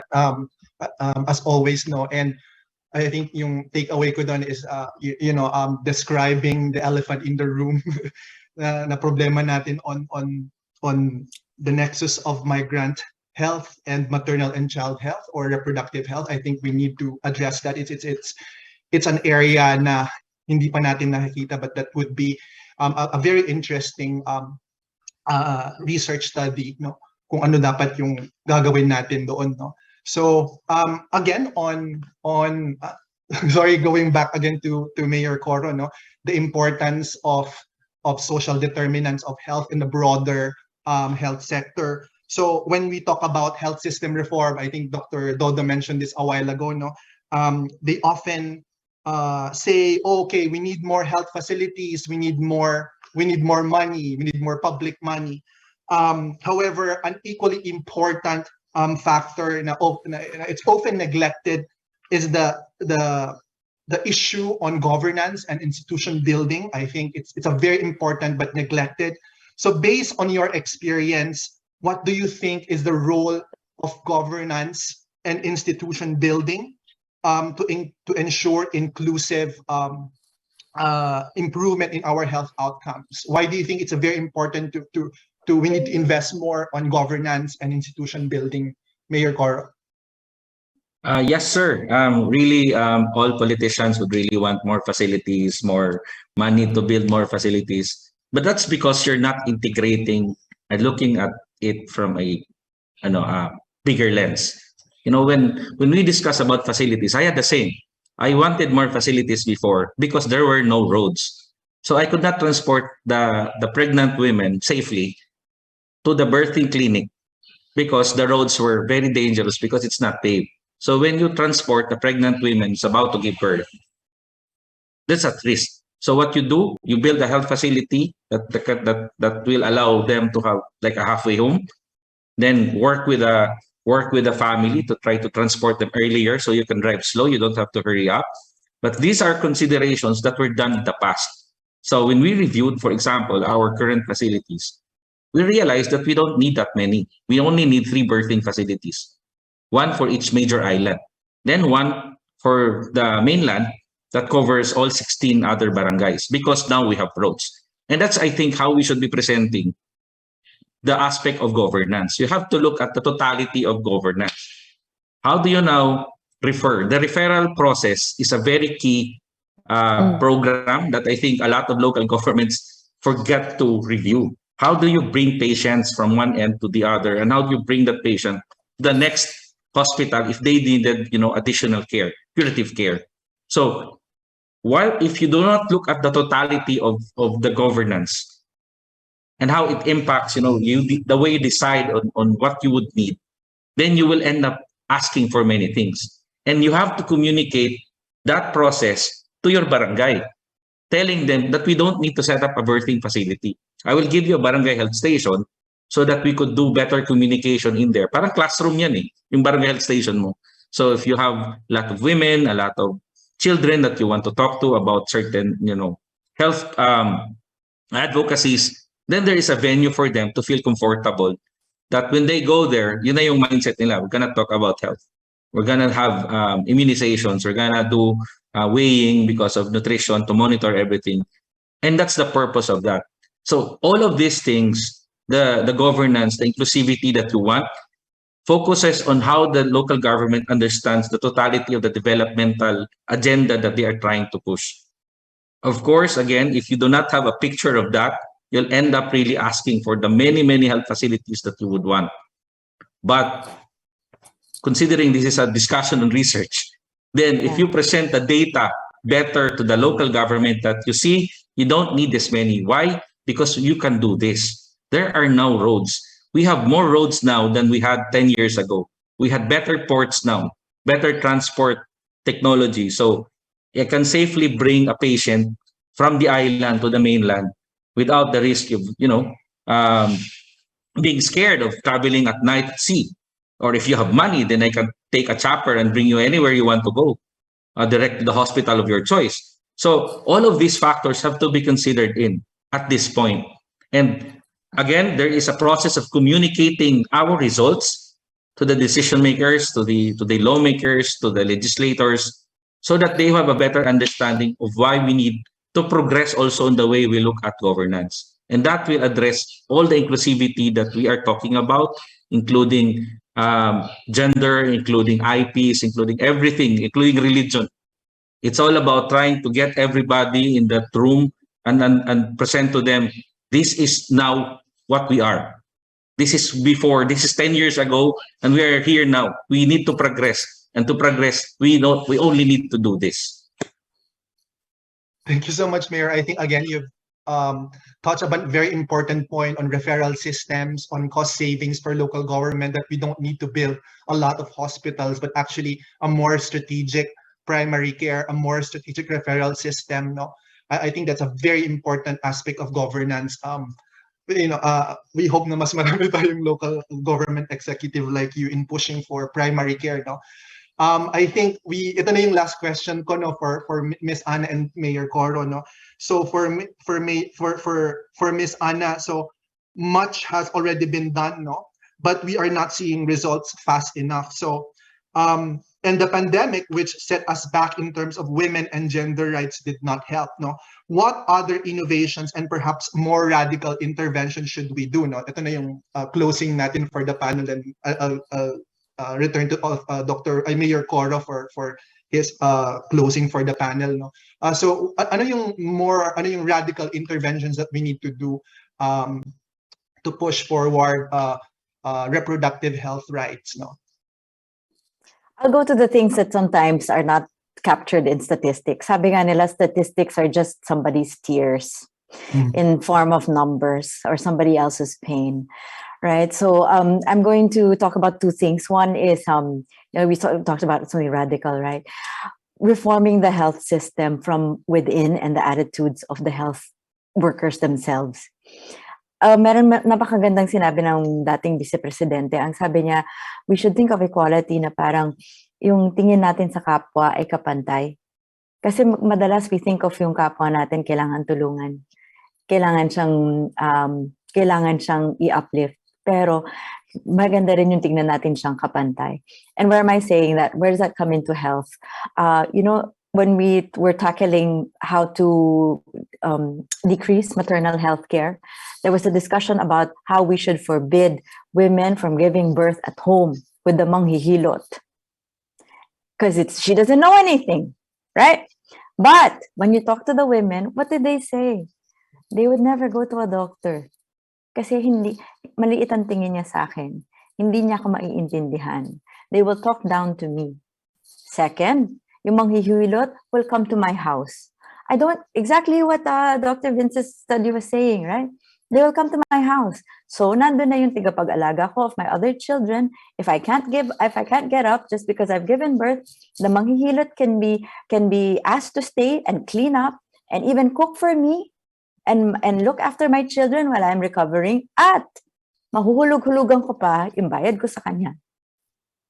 So it's not a matter of just saying that we have to roll out policies. We also have to know the psychological, emotional reasons behind people's decisions to avail of certain healthcare interventions. And then lastly, I'll go back again to asserting, bodily autonomy of not just women in the gender aspect, but also what does that mean for men? And the relationships that they have. There's a lot of talk about non-binary relationships. We can't talk about teen pregnancy and youth issues without talking about the fluidity now of the relationships that we have. We also have to be cognizant of that. And how do we take that into consideration? I'll keep on going back to thinking about why young people choose to engage in intimate relationships. The aspect of desire, the aspect of connection. Lalo na nung pandemya, right? We all felt very isolated. So how do we take those issues and factor that in to providing healthcare that speaks to our young people? One time I said, what if we stop calling it family planning? When I was 16, I wasn't thinking about family planning, but maybe I was thinking about, maybe my boyfriend wants to have sex, but not having a family. Right? So even just changing the words and thinking about how they are exclusionary just because we want to be euphemistic about it. And that's also one aspect. Language is so important in terms of framing what things are for and who they are for. Thank you, Ms. Anna, for that very excellent point. No? So, and to Mayor Coro, so same question, what are the radical things that we need to do? No? Especially for our local government executives, what are the radical things that we need to do to push for genuine reforms in the health sector, a more inclusive health system? So on my end, so hindi naman kagaya ng sinabi ni Doc Ana. We're still a stickler for rules because we have to follow certain government policies. But I'd like to point out two major things. One is you mentioned about pandemic. The other one is climate-induced health issues. For example, in our case, we just had a super typhoon last December, and it changed the way we looked at our health system. And if you haven't experienced as a local government a major catastrophe that you have to deal with upfront, from pandemic exacerbated by these intensified storms and volcanoes and whatever, then you will not look at your health system as the same as always. Like you need to have these healthy birthing facilities and stuff. But if you have experienced this, which is primarily the Philippines is a signatory to every vulnerability there is in the world, you have to look at health reform as a response and as indeed a preventive measure. And during crisis, how do you now adapt your very limited human resources and your very limited financial resources to be able to provide the same quality healthcare that is expected of you from everybody else? So, for example, during COVID, everybody else was talking about COVID, but we have to think about dialysis. We have to think about how to bring these dialysis patients to the hospital, and nobody would want to transport patients coming from an island to the mainland for dialysis because we don't have that facility. So how do you bring people that needs to be operated, in Cebu, and we are like 1,000 miles away? So these are the things that you have to consider. So there is really no formula for having a great local government system. It's really about your ability in understanding local health leadership, your ability to communicate it to every stakeholder that is involved in ensuring that there is quality healthcare amongst the community. So all of you will have to work together to make sure that you can actually adapt to all these challenges, and you feel comfortable adapting. Yeah. Because if you also are very afraid of changing suddenly the policies, then you will have a bigger problem. Like right now, our Department of Health are building super RHUs. So we are one of the first to get it. And now I'm talking to my doctor and saying we have to look at health resource, because the super RHU is like a small infirmary. We were not designed to address a small infirmary. We were designed to deliver primary healthcare in the barangay. Yeah. So if we have that facility running up by next year, then do we need a different setup in our local health system? Do we now need a health services manager that will look into the management of these facilities? Because the doctor, if they will assume administration, then I don't have a doctor, and I only have one doctor because I only have a population of 20,000. So there's a lot of factors that you have to consider every day. So the radical change is you have to really be adaptive as a leader. And there is really no formula for you on how your local government health system would look like. Thank you so much, Mayor Cora. I think I just want to point you mentioned again the very important nexus of health and environment, and how disasters, for example, could affect the delivery of healthcare service. A second point is the importance of being an adaptive manager, on how to skillfully understand ano yung nangyayari sa baba. And I think that's a skill that all our leaders should have. So again, thank you, Mayor Coro and Ms. Anna for the very excellent panel discussion. But baka may mga question pa na yung mga audience natin later, so I hope you could stay a bit. So, and I think we are now we have heard the very excellent views of our panel. Now I think we now move on to our Q&A. So we asked a while ago that our viewers can post their questions in the Q&A box, so I will just try to read some of them. And perhaps before we start, I would kindly suggest that our speakers and our panel members to turn on their videos, and I will try to direct some of these questions sa tingin ko na makakasagot, but you may want to chime in, the speakers or the panel members, if you have insights on this question. So the first question is from Maria Lourdes Mendoza. So the 4Ps law provide automatic PhilHealth membership given to 4P beneficiaries. So what is the proportion of 4Ps pregnant beneficiaries who availed of PhilHealth maternity care package to give birth in a hospital with help of medical professionals since 2020? I think it's a very interesting question. I'm not sure, we don't have representative from PhilHealth, so I'm not sure if any of our speakers or panelists could answer this one, but I try to tweak the question a bit. One of the most important innovations related to these questions of innovation or intervention is the creation of maternity care package. Perhaps I want to direct this question to Dr. Dodo.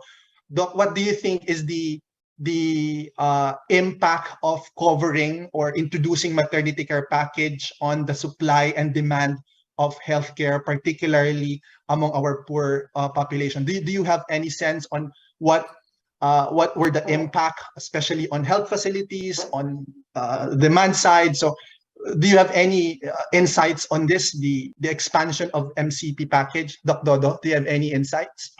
Val, sorry. No, I think probably okay, sorry. I think that I'll respond. I think the question was framed on the 4Ps, right? Yeah. And in a sense, I think one of the, how do we describe this, missing link, right? Or missed opportunities, because I talk about financing opportunities. One of the opportunities that have not been maximized with regards with maternity care and even vaccination is getting the 4Ps program talk to the supply side, the DOH. And so DOH, what do? They help build facilities, work with LGUs. They actually use HFEP money to help upgrade flying in. So they look at it from a supply side perspective, providing healthcare providers. PhilHealth, of course, is looking at it from a financing perspective. And though they do accreditation, at least one of the things they did is they move away from just paying for deliveries in a hospital. Historically, they only paid for physiotherapy. Then now they really cover now deliveries in a broad range of facilities. Then you have now, in a sense, demand. So that's financing demand generation. You also have demand generation coming from 4Ps. Where the 4P story is that if you don't get to go to a provider, if you're pregnant, you're not supposed to get your money, right? Now, this is one of the few countries in the world where you actually have this different interventions happening. But I think there's really a missed opportunity in getting this to work together.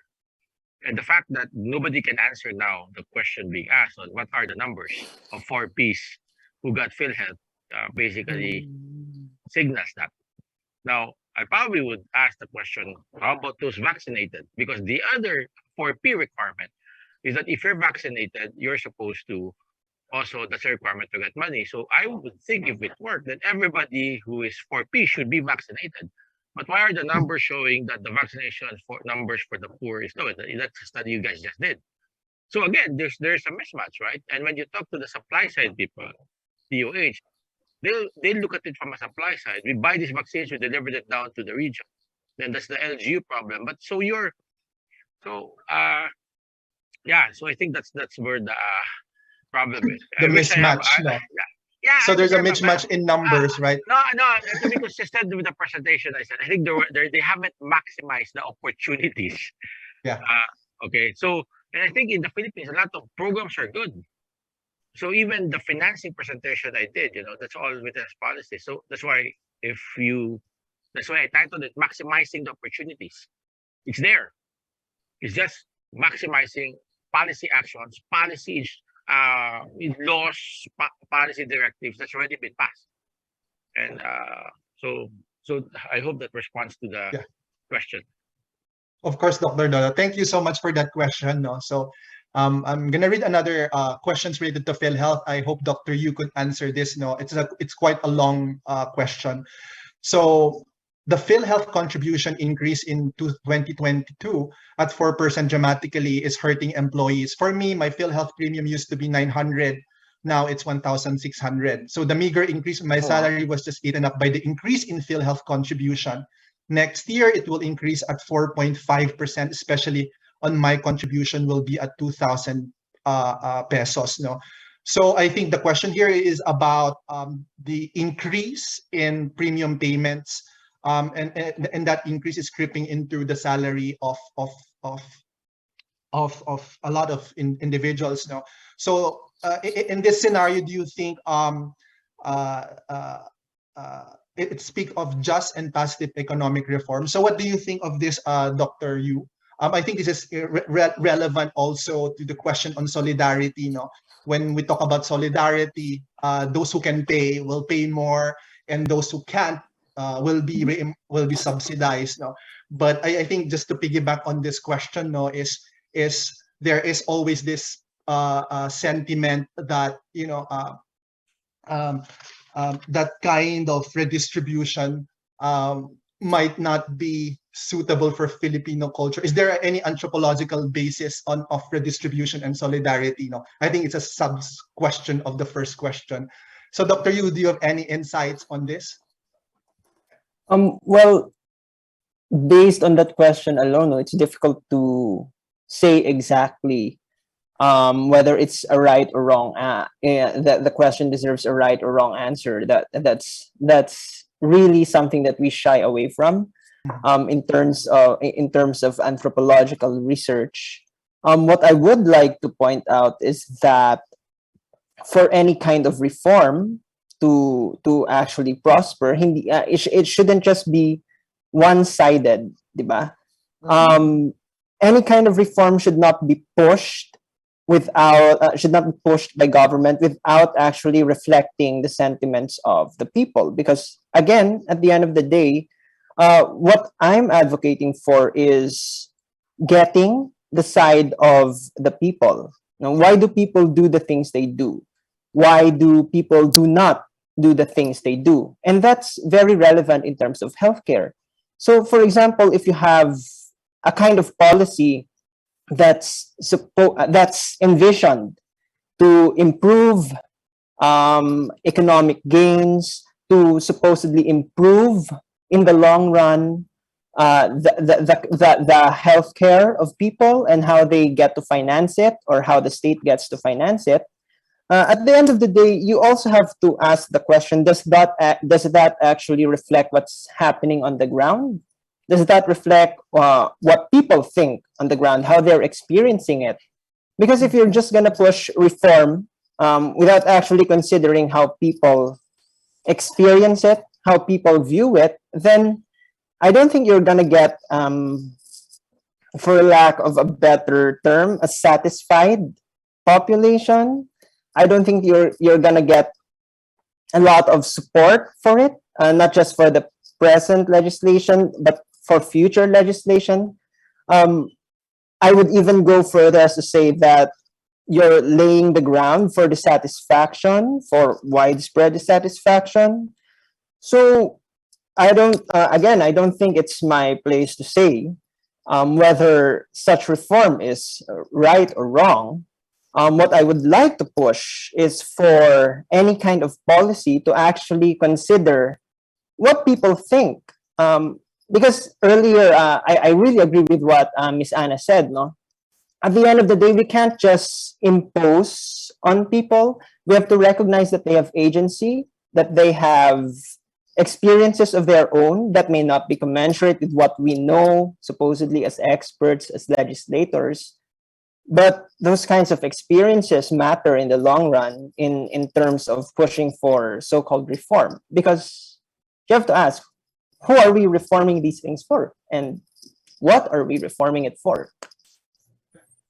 Thank you so much. I think it's a very good point. No, so related again to PhilHealth. So I will turn over this question to Mayor Coro. No, so one of the questions here is how can UHC address the severe lack of public health facilities in the country, especially in GIDA, or geographically isolated and disadvantaged area po ba to? Also, does PhilHealth have enough accredited health facilities in rural area? I think you've mentioned an important point on primary care. And Mayor Coro, I think you can also address this question on what can be done so that LGUs will give more funds to healthcare, especially in the light of the implementation of the Supreme Court on Mandana's ruling. So you could basically mesh those two questions. So over to you, Mayor Coro.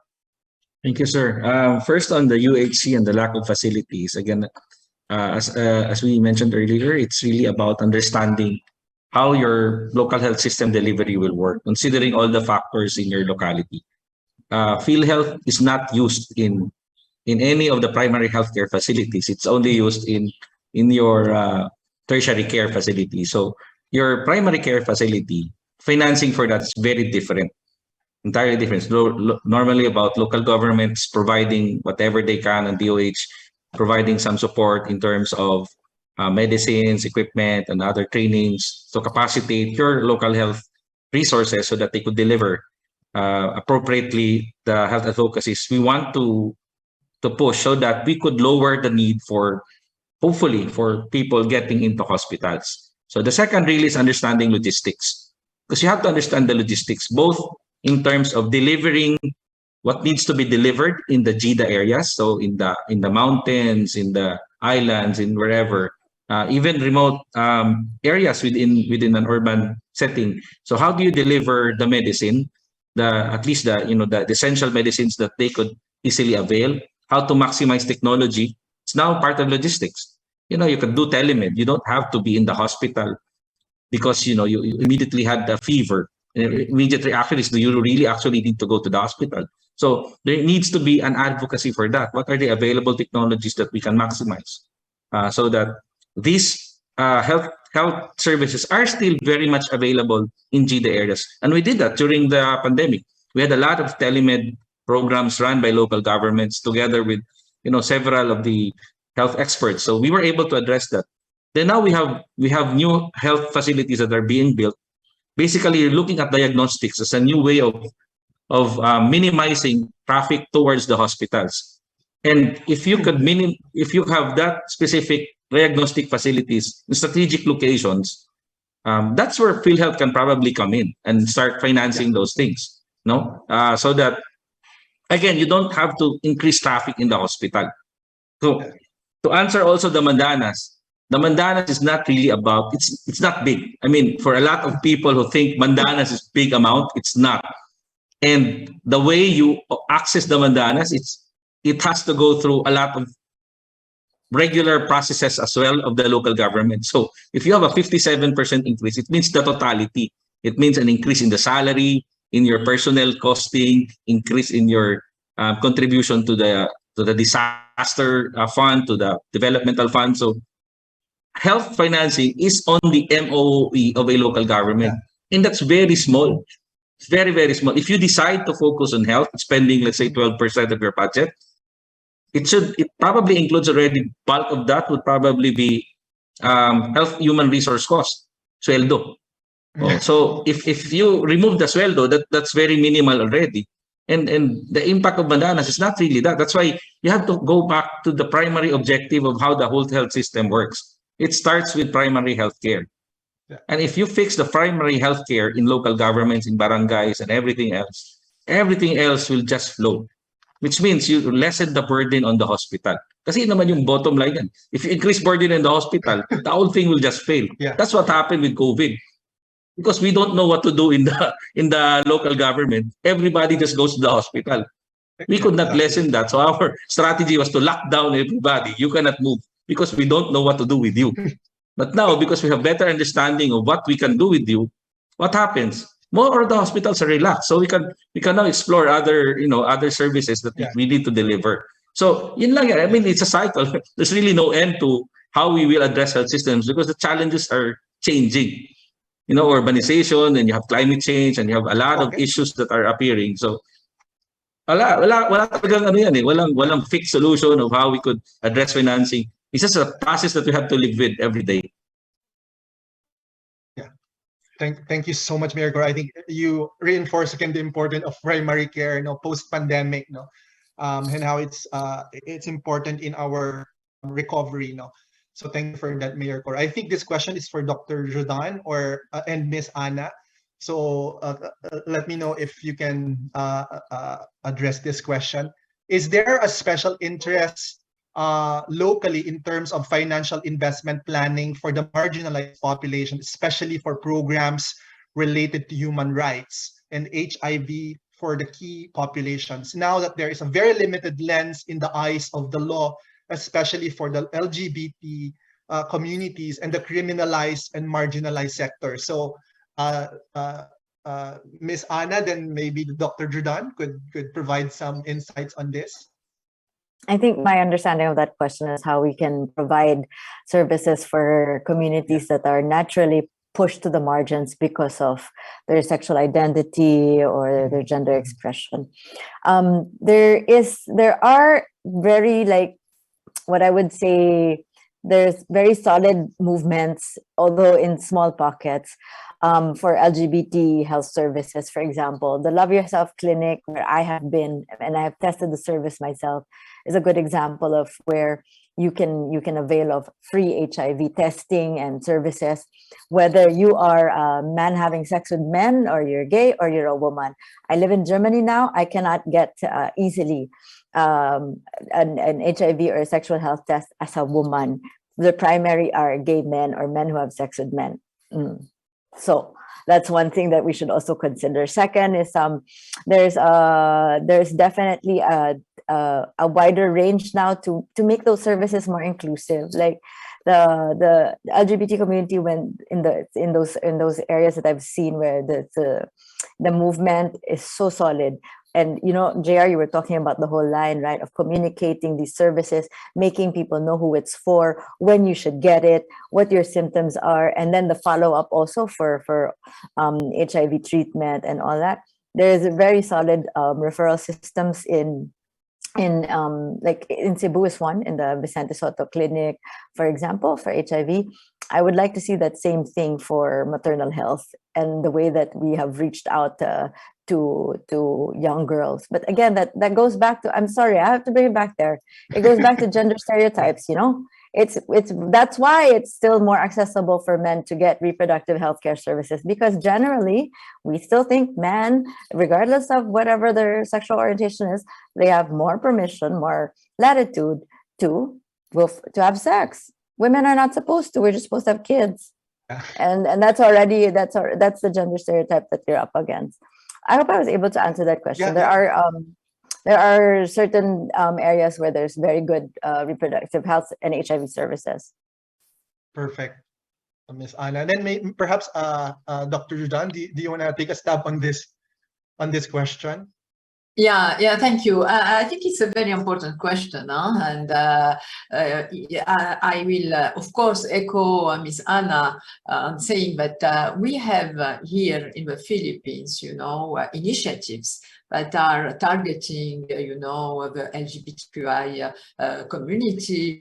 I visited, you know, the areas affected by the typhoon, the Odette typhoon, and I saw how the community is very, very active, you know.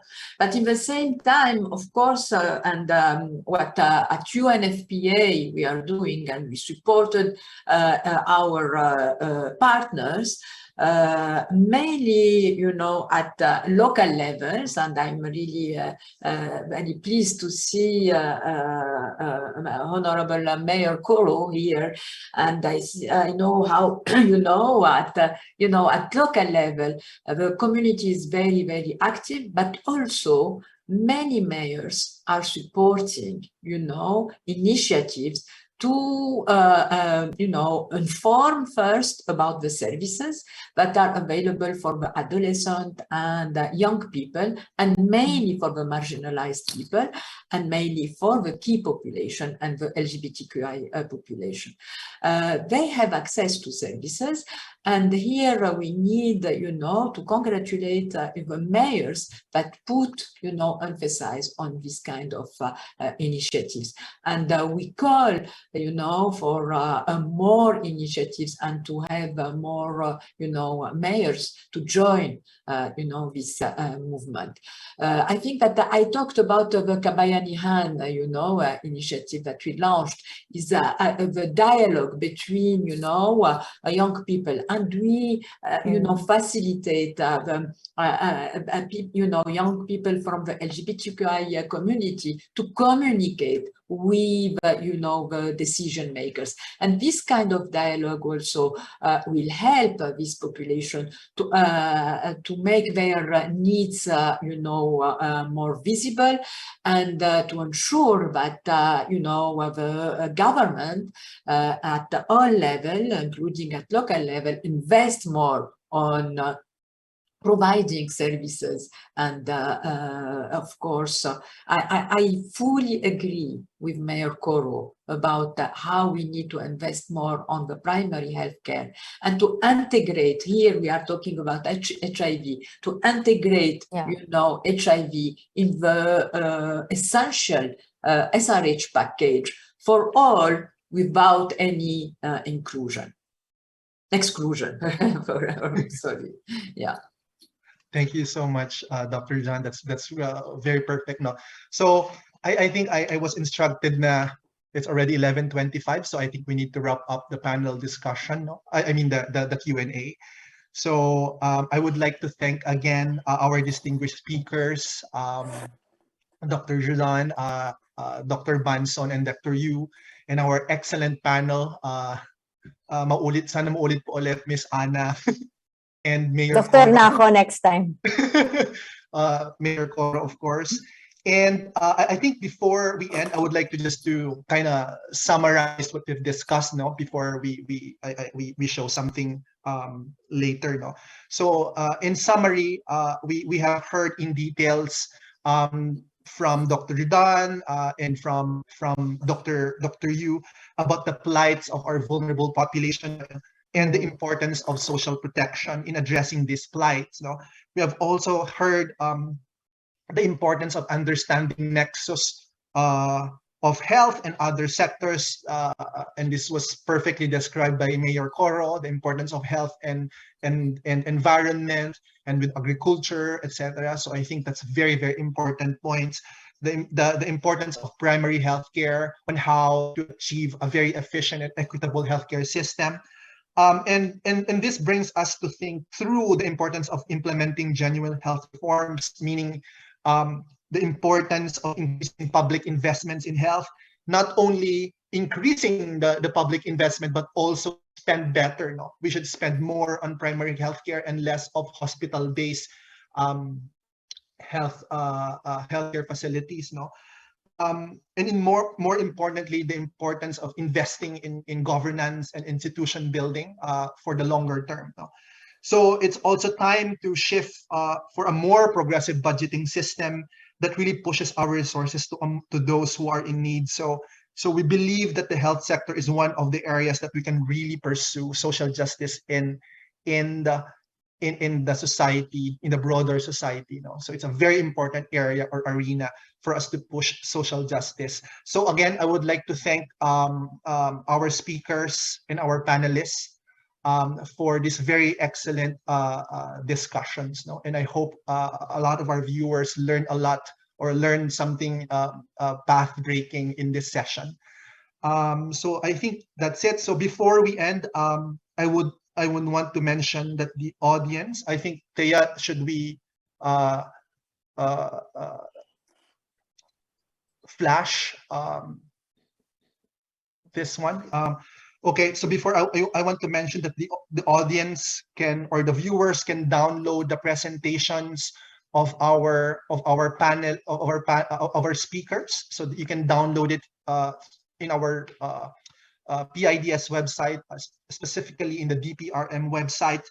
I also encourage you to voice your opinion about the webinars. It will be very helpful for us to understand your voice, and it will also help us, refine our webinars in the future. So there is actually a survey link, right, in that. So, and for this one, as we mentioned a while ago, this webinar is a part of a bigger public policy conference. So I want to plug the remaining webinars on environment. That will be a very exciting and provocative webinar. So I hope you could join again PIDS on this webinar. And lastly, we would like to thank all those who attended, government agencies, private sector, academia, who are actually in this webinar. So we would like to thank you again for keep supporting PIDS for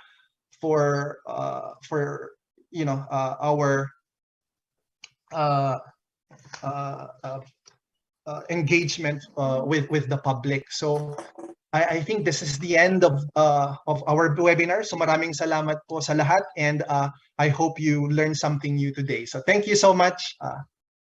Goodbye.